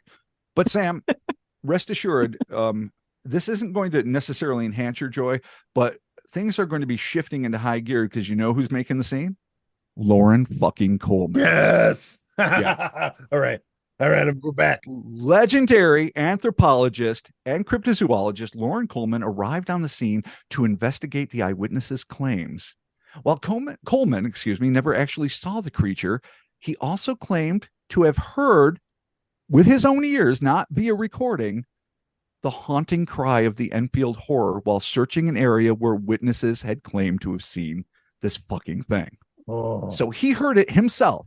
Now, I'm assuming, though, ask you and me, we know the deal, that he also heard the recording and they might have been comparable. But even neglecting that, he says he heard it himself. And I mean, I don't know how he described it, to be honest. He surely put it in his book, unless he just said it's haunting cry, but I don't know. I do know he heard it, and that's exciting. So this is what he said. This is an actual quote.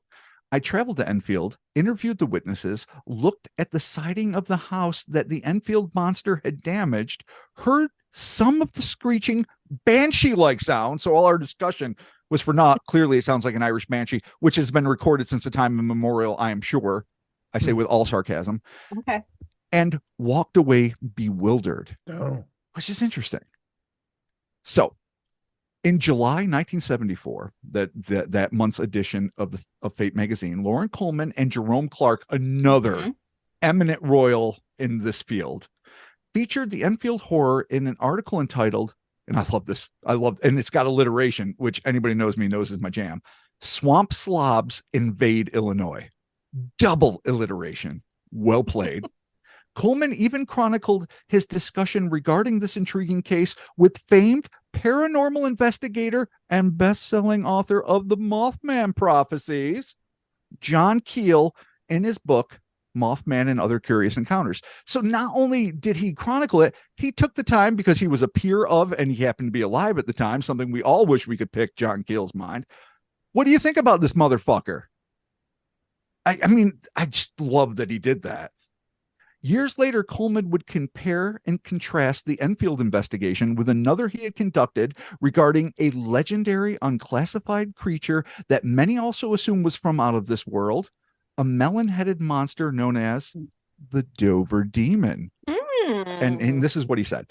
The Enfield Horror was my case investigation. It was much different than the Dover Demon, however, and was more like a combo phantom kangaroo, devil monkey, and swamp ape situation. So here we got a skunk ape, basically swamp ape is the reference to that. The devil monkey, which I'm sure your listeners know, but I will elaborate anyway, are like the tiny, very mean-spirited, super violent cousins of our good friend Sam here. They seem to be crazy, but they're not apes. They're not gray apes and or hominids like the Sasquatch. They are basically hyper mean-spirited baboons. So that's kind of fucked up. And then a smidge of just the esoteric batshit craziness of the Dover Demon, which defies description. So Enfield encompasses all these three things, at least according to Lauren Coleman. And I say that's fairly spot on. That's crazy. Yeah. I love it. Oh my God. Yeah. So we'll say, you know what?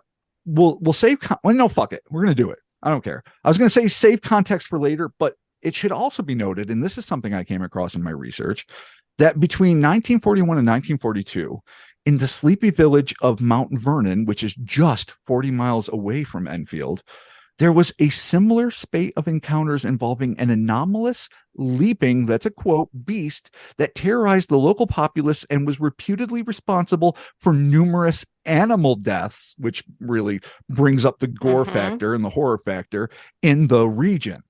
Eyewitnesses claimed that the Mount Vernon monster was vaguely baboon-like, which of course is going to make you think of devil monkeys and swamp apes again, at least analogously, and was able to leap 20 to 40 feet in a single fucking bound. So, I'm not saying it's an Enfield Horror again.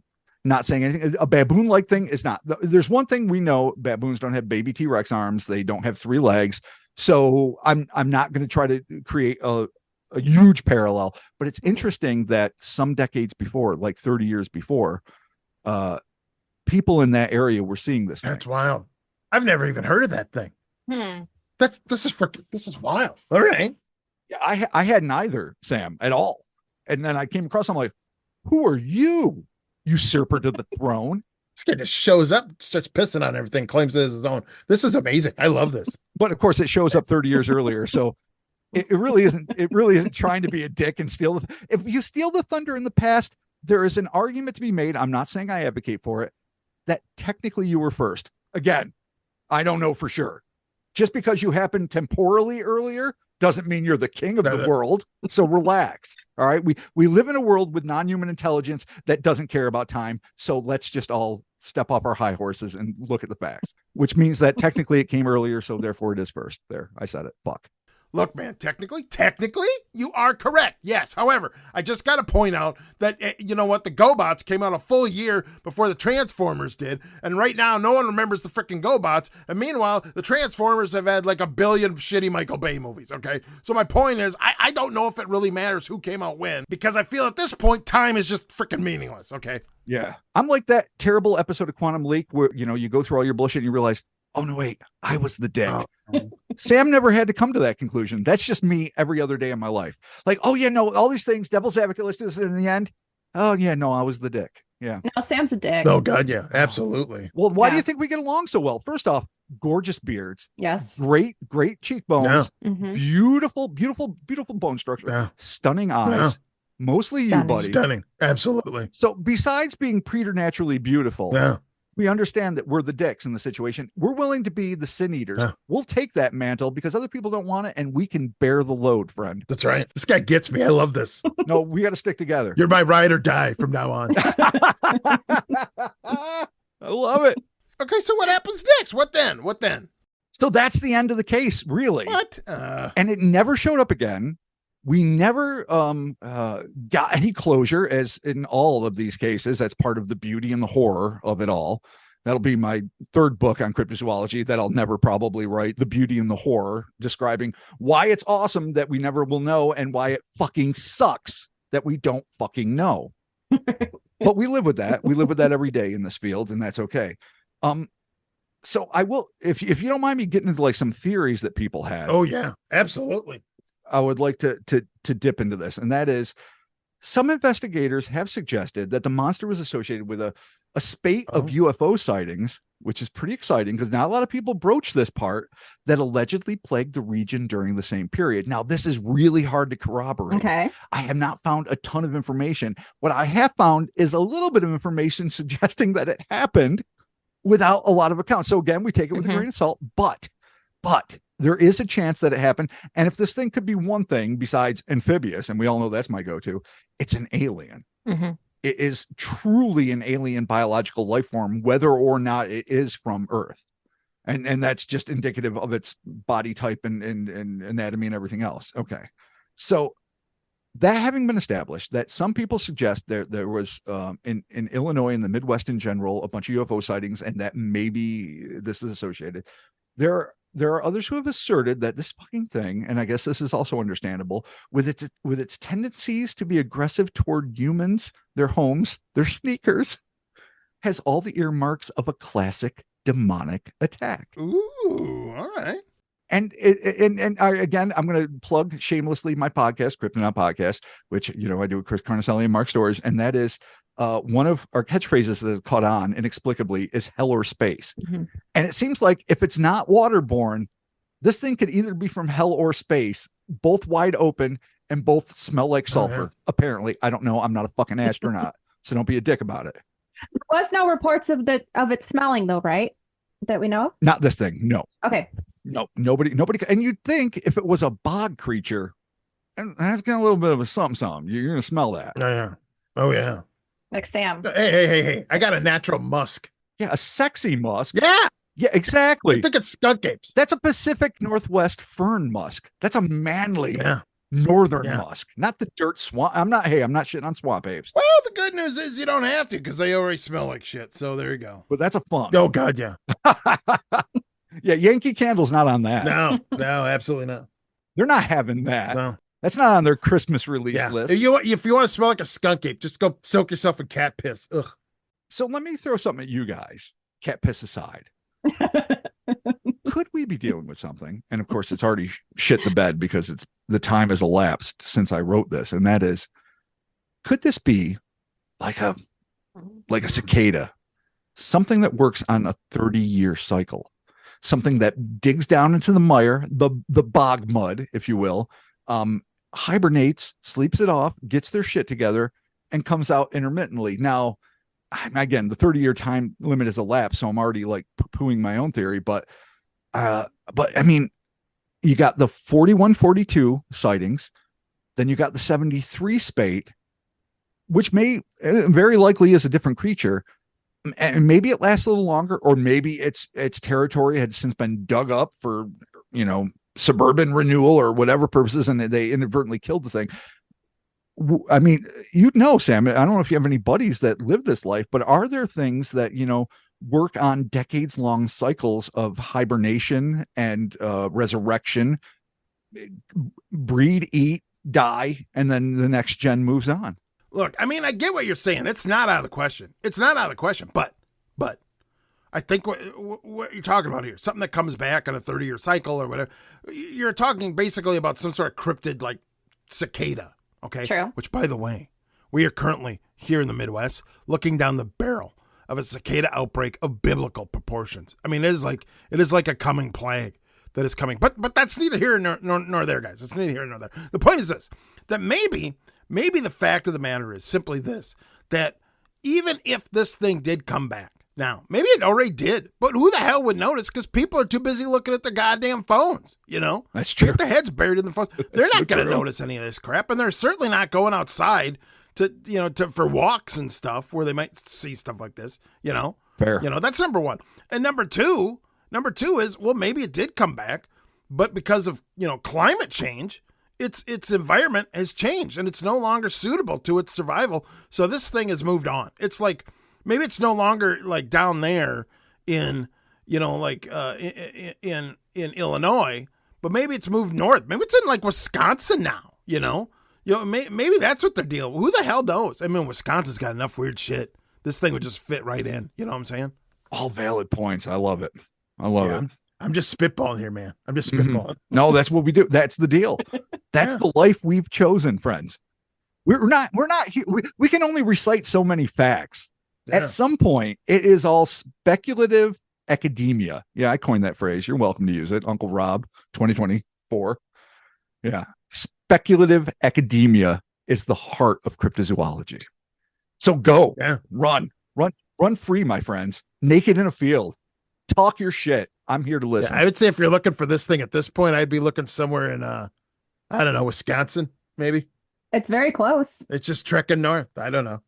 So when all is said and done, as I stated in the beginning of this, and that's why I was so glad you guys brought me on to talk about it, the Enfield creature is one of the most spectacularly brief and utterly original, undeniably harrowing accounts in the field of unknown animals, in the field of cryptozoology. It comes on quick. It is leaving a lasting impression on the eyewitnesses and anyone, clearly by us talking about it, that has ever read about it. And it's gone almost as soon as it started. We can't possibly know its origin. We can't, there's just no way to ascertain what's going on. But to me, this is one of the great joys. There are the staples, the pillars of cryptozoology. Even though I fully believe in you, Sam, we've got the hairy hominids, we got the Bigfoots and their ilk, we've got the lake monsters. The chupas are coming up hard. They're doing their thing until you throw in those garbage Texas chups, which by the way are hairless, blood drinking dogs. Different name, hashtag, not my chupacabra. Fuck those things. But you have pillars of cryptozoology, and then you've got these young upstarts, these punks, these rebels that just come in rock hard and split. And as a punk rock fan, I can say Enfield Horror represents to me one of the coolest, quickest, most memorable punk rock fucking blasts that have ever happened. It showed up hard, it rocked your tits off, and then it evaporated. And that's what makes this case, among all the other elements, one of the classics to me. Yep. Punk music. Like the Spin Doctors. God, I miss the 90s. Spin Doctors weren't punk. Just like the Spin Doctors. Yep. I mean, I also would have accepted Op Ivy. Oh, yes. I would have accepted other things. But you know what? That's a fine reference. Spin Doctors were also music. That was a thing, right? And I will give you that. And I might sound patronizing. That's because I am. God damn it, dude. I said punk rock. I don't know. But Sam, you know what? I love you. And we have more in common than apart. So that having been said, it is one of the great moments in music. Let's just make it broad spectrum, where this thing just showed up, fucking said, hey, your tits are gone. Sorry. Rocked them, left. And we're still talking about it.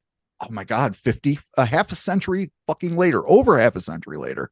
And that to me is amazing.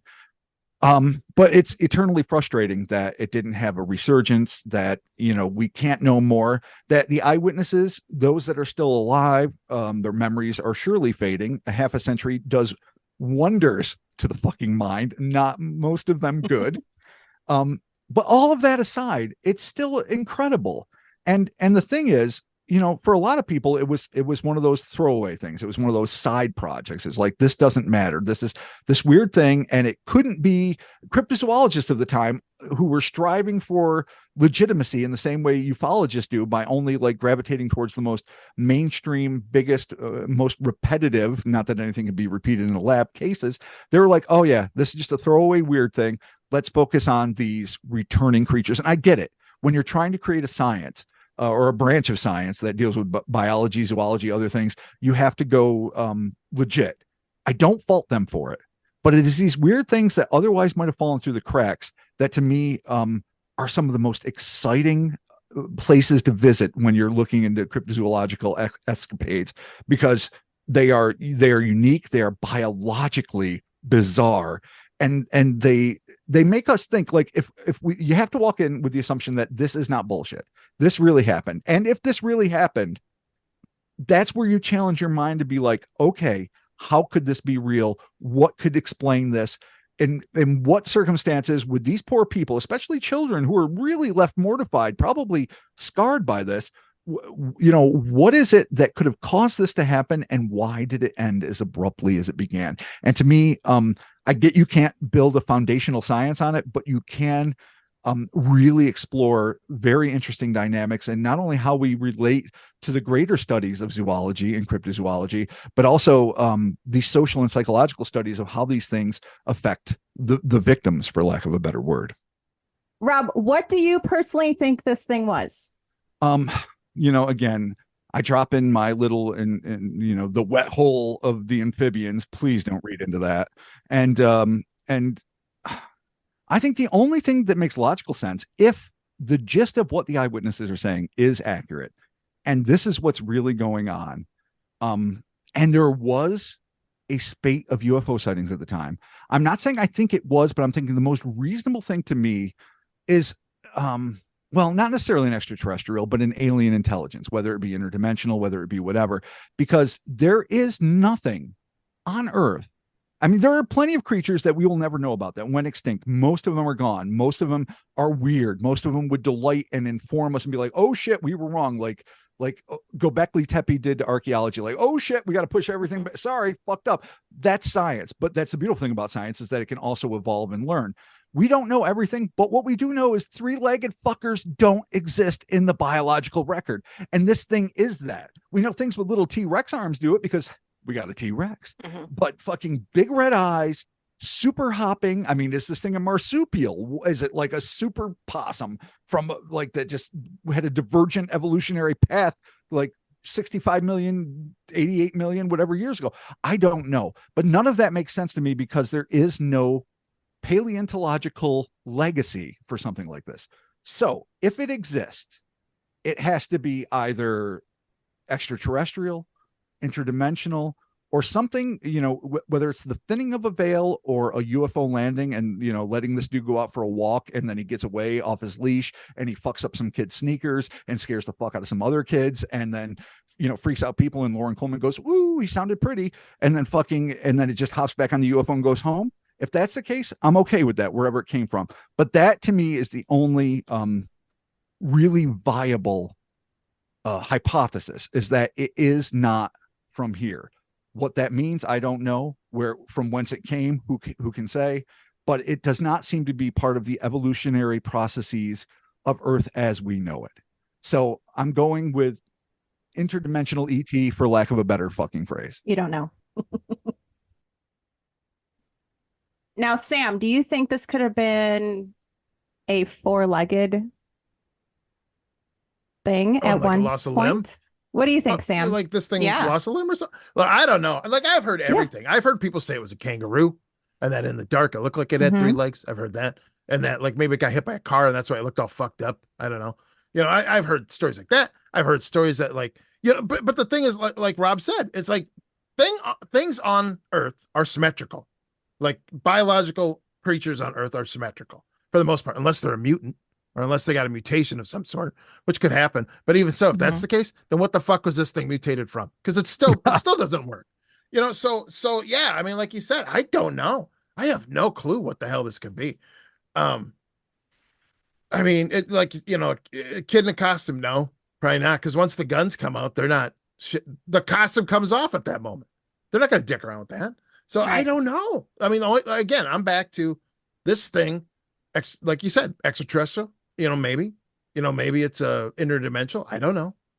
I have no clue because there isn't even another case of anything like this that I know of that has three legs. There isn't like, there's not like some case in China of something like this, or like, like, oh, hey, over in Europe, I've never heard or seen this before. So I don't know. I mean, I can tell you this. Please. That when we have the cryptid prom at Creepy Acres, I've never seen this guy there. So, I mean, there you go. All right. Everything on Earth loves, and I'm sorry to have interrupted you there, bilateral symmetry. Everything loves bilateral symmetry. Nothing in the fossil record is indicative of like, hey, let's try 7. That shit never happens. And I'm not saying it wouldn't be cool, that it couldn't. Mutations aside, of course. But this thing seems like, obviously, creatures of all kinds, human beings included, can overcome impediments, the loss of a limb, things like that. This seems truly grounded in what it is. It is very good at jumping way too far, like much further than even the most, kangaroos, say, again, going back to that. The biggest leaping things we have don't seem to jump like this thing did. Nor do they, have talons. Nor, I mean, again, a mutant, but the little tiny like torso arms. Like, how many things do we know that had that besides the T-Rex? Like, that thing just evolved to like be a running, toothy nightmare that didn't give a fuck about grabbing anymore because it didn't need to. Its mouth did all the work. I mean, is this thing that? I doubt it. I mean, but even if it is, the 3 fucking legs throw it for a loop.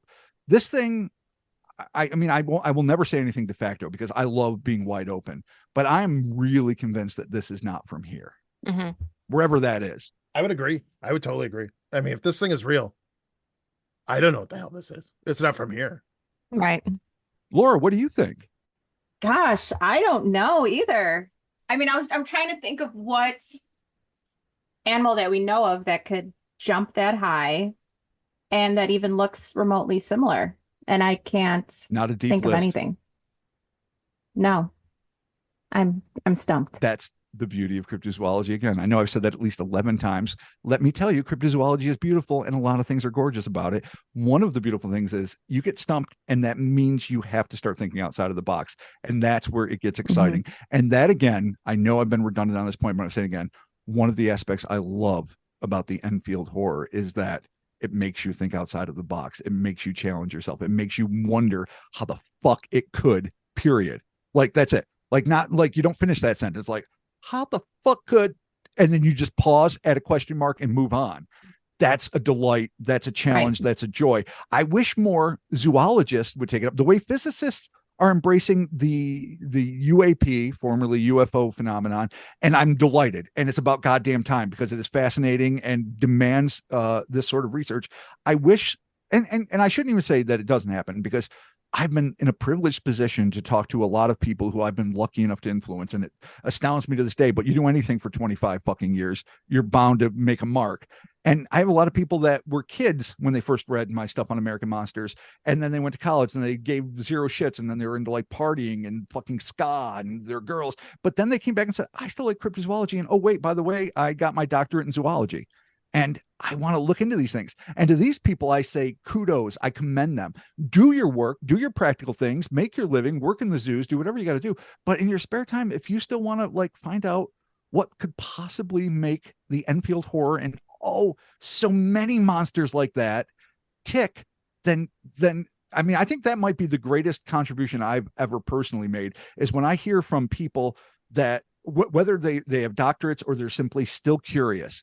We're like, I read this stuff when I was a kid and my mind is still open to it. That makes me so happy. And if I've done nothing else, when I like shuffle off this mortal coil, I'll be like, hot diggity damn, that was worth it. And that is one of the greatest beauty of cryptozoology, is that if you're willing to keep an open mind, then the world is this expansive, delightful enigma that is worth exploring, even if you never get the answers. Well said. My God, that is beautiful. Oh, shucks. This has been amazing. I'm so glad we finally got to like meet in person. Oh my God. We are old friends. People might not know. We are old school friends, and we can definitely harangue each other. And I delight in every bit of it. And I got to say, I was very excited to find out I was going to have a front row seat of you two finally speaking, like not necessarily in person, but for real. I know. No, I mean, you've yeah, known each I other don't forever. This is awesome. Yeah. And it's been mostly, I mean, this is virtual technically, but it's been mostly through typing, texting, and direct messaging and other things, and emails. So yeah, to have a real conversation, honestly, it's been way too long. It's sort of a dream come true. Thank you, Laura, for insisting this happen, because God knows I am a human. I'm the cryptozoological cicada. I will hide in the mud for many years and not do anything. And you made it happen. So yeah. And Sam, I'm so glad you could be here too, because Laura's the best. Oh, yeah. Dude, I love you. You are the good shit, quote unquote, period.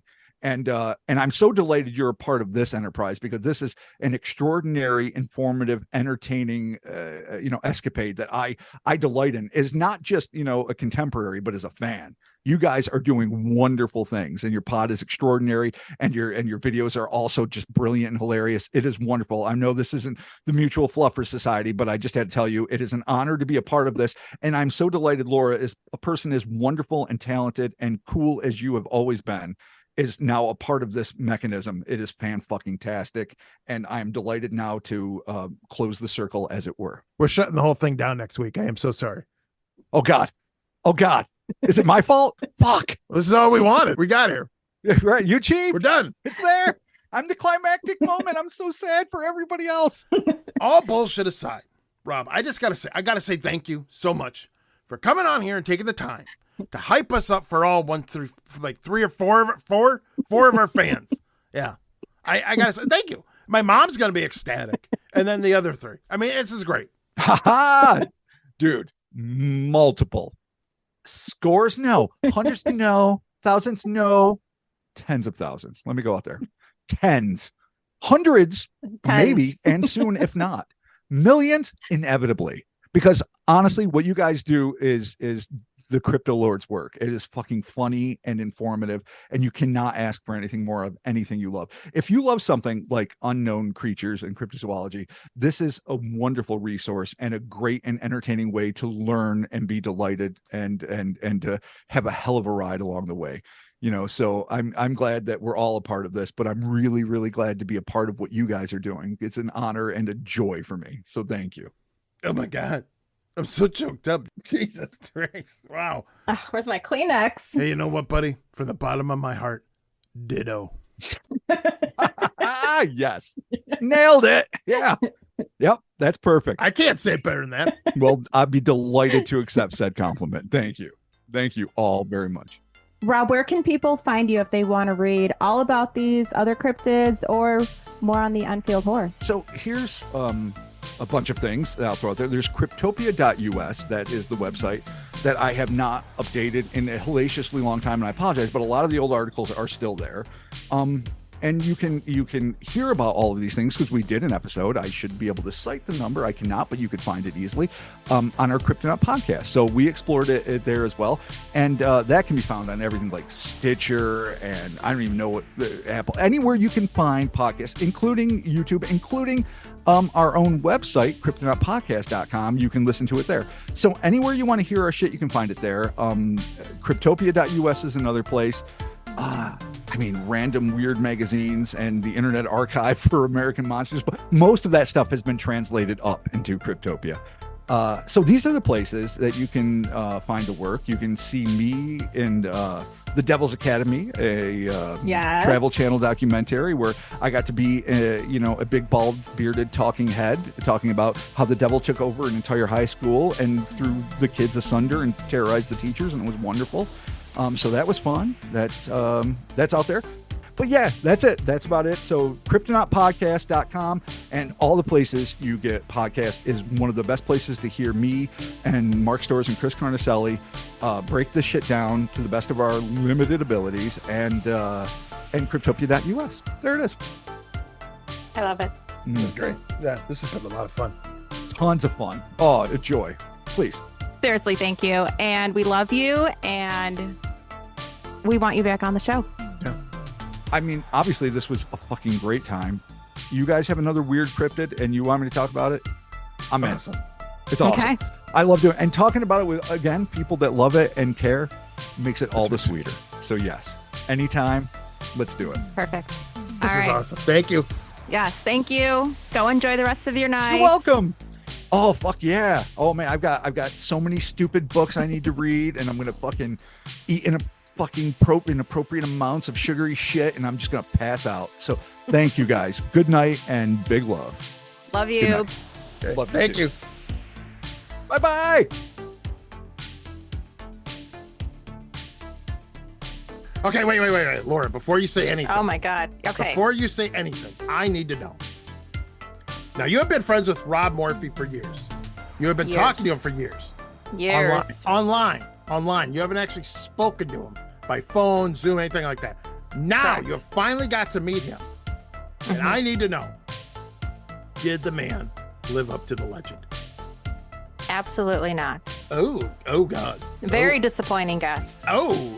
I'm kidding. I'm Oh, kidding. God. Oh, I love him. Oh, I was very worried there for a second. I was like, oh Jesus, what have I done? Okay, all right. Rob Morphy is like precious gem. I love him. I love him even more now. All right, that I'll believe. All right. I was a little worried there for a second. No. Oh my God. No, I love him. He was great. Okay. No, seriously, if you guys have not listened to Rob and Mark and Chris on the Cryptonaut podcast, please go listen. They are amazing and funny and very informative. What are you doing? Look, I'm going to be honest with you here right now. If anyone is currently listening to this podcast, my guess is they were listening to the Cryptonaut podcast long ago, and only now have stumbled upon this mess. It's a hot mess.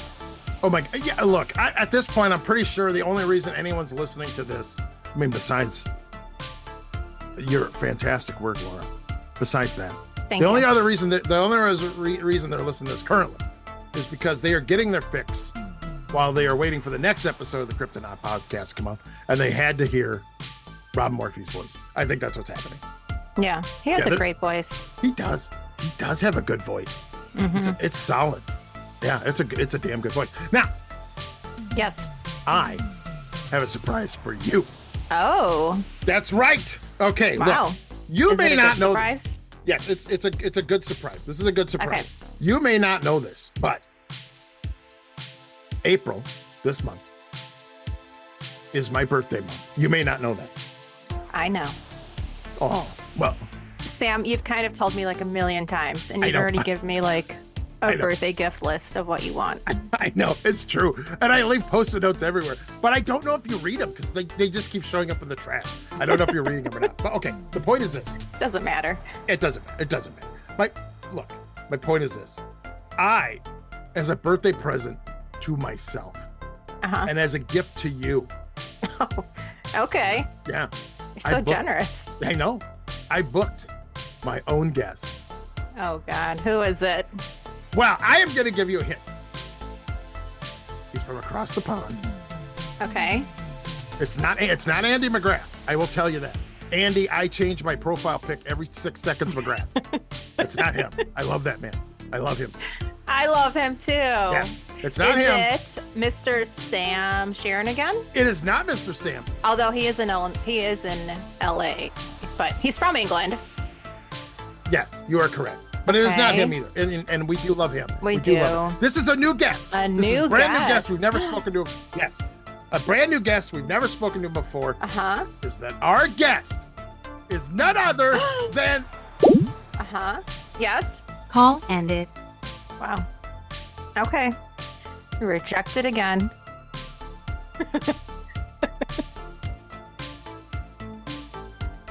You can find us at creepyacres.com, and you can listen to us wherever you get your podcasts, also YouTube, and we're on the socials, Facebook, Instagram, Twitter, which is now called X, Threads, and we have merch at tpublic.com. Thanks for listening, everybody. And as always, hey, keep it creepy.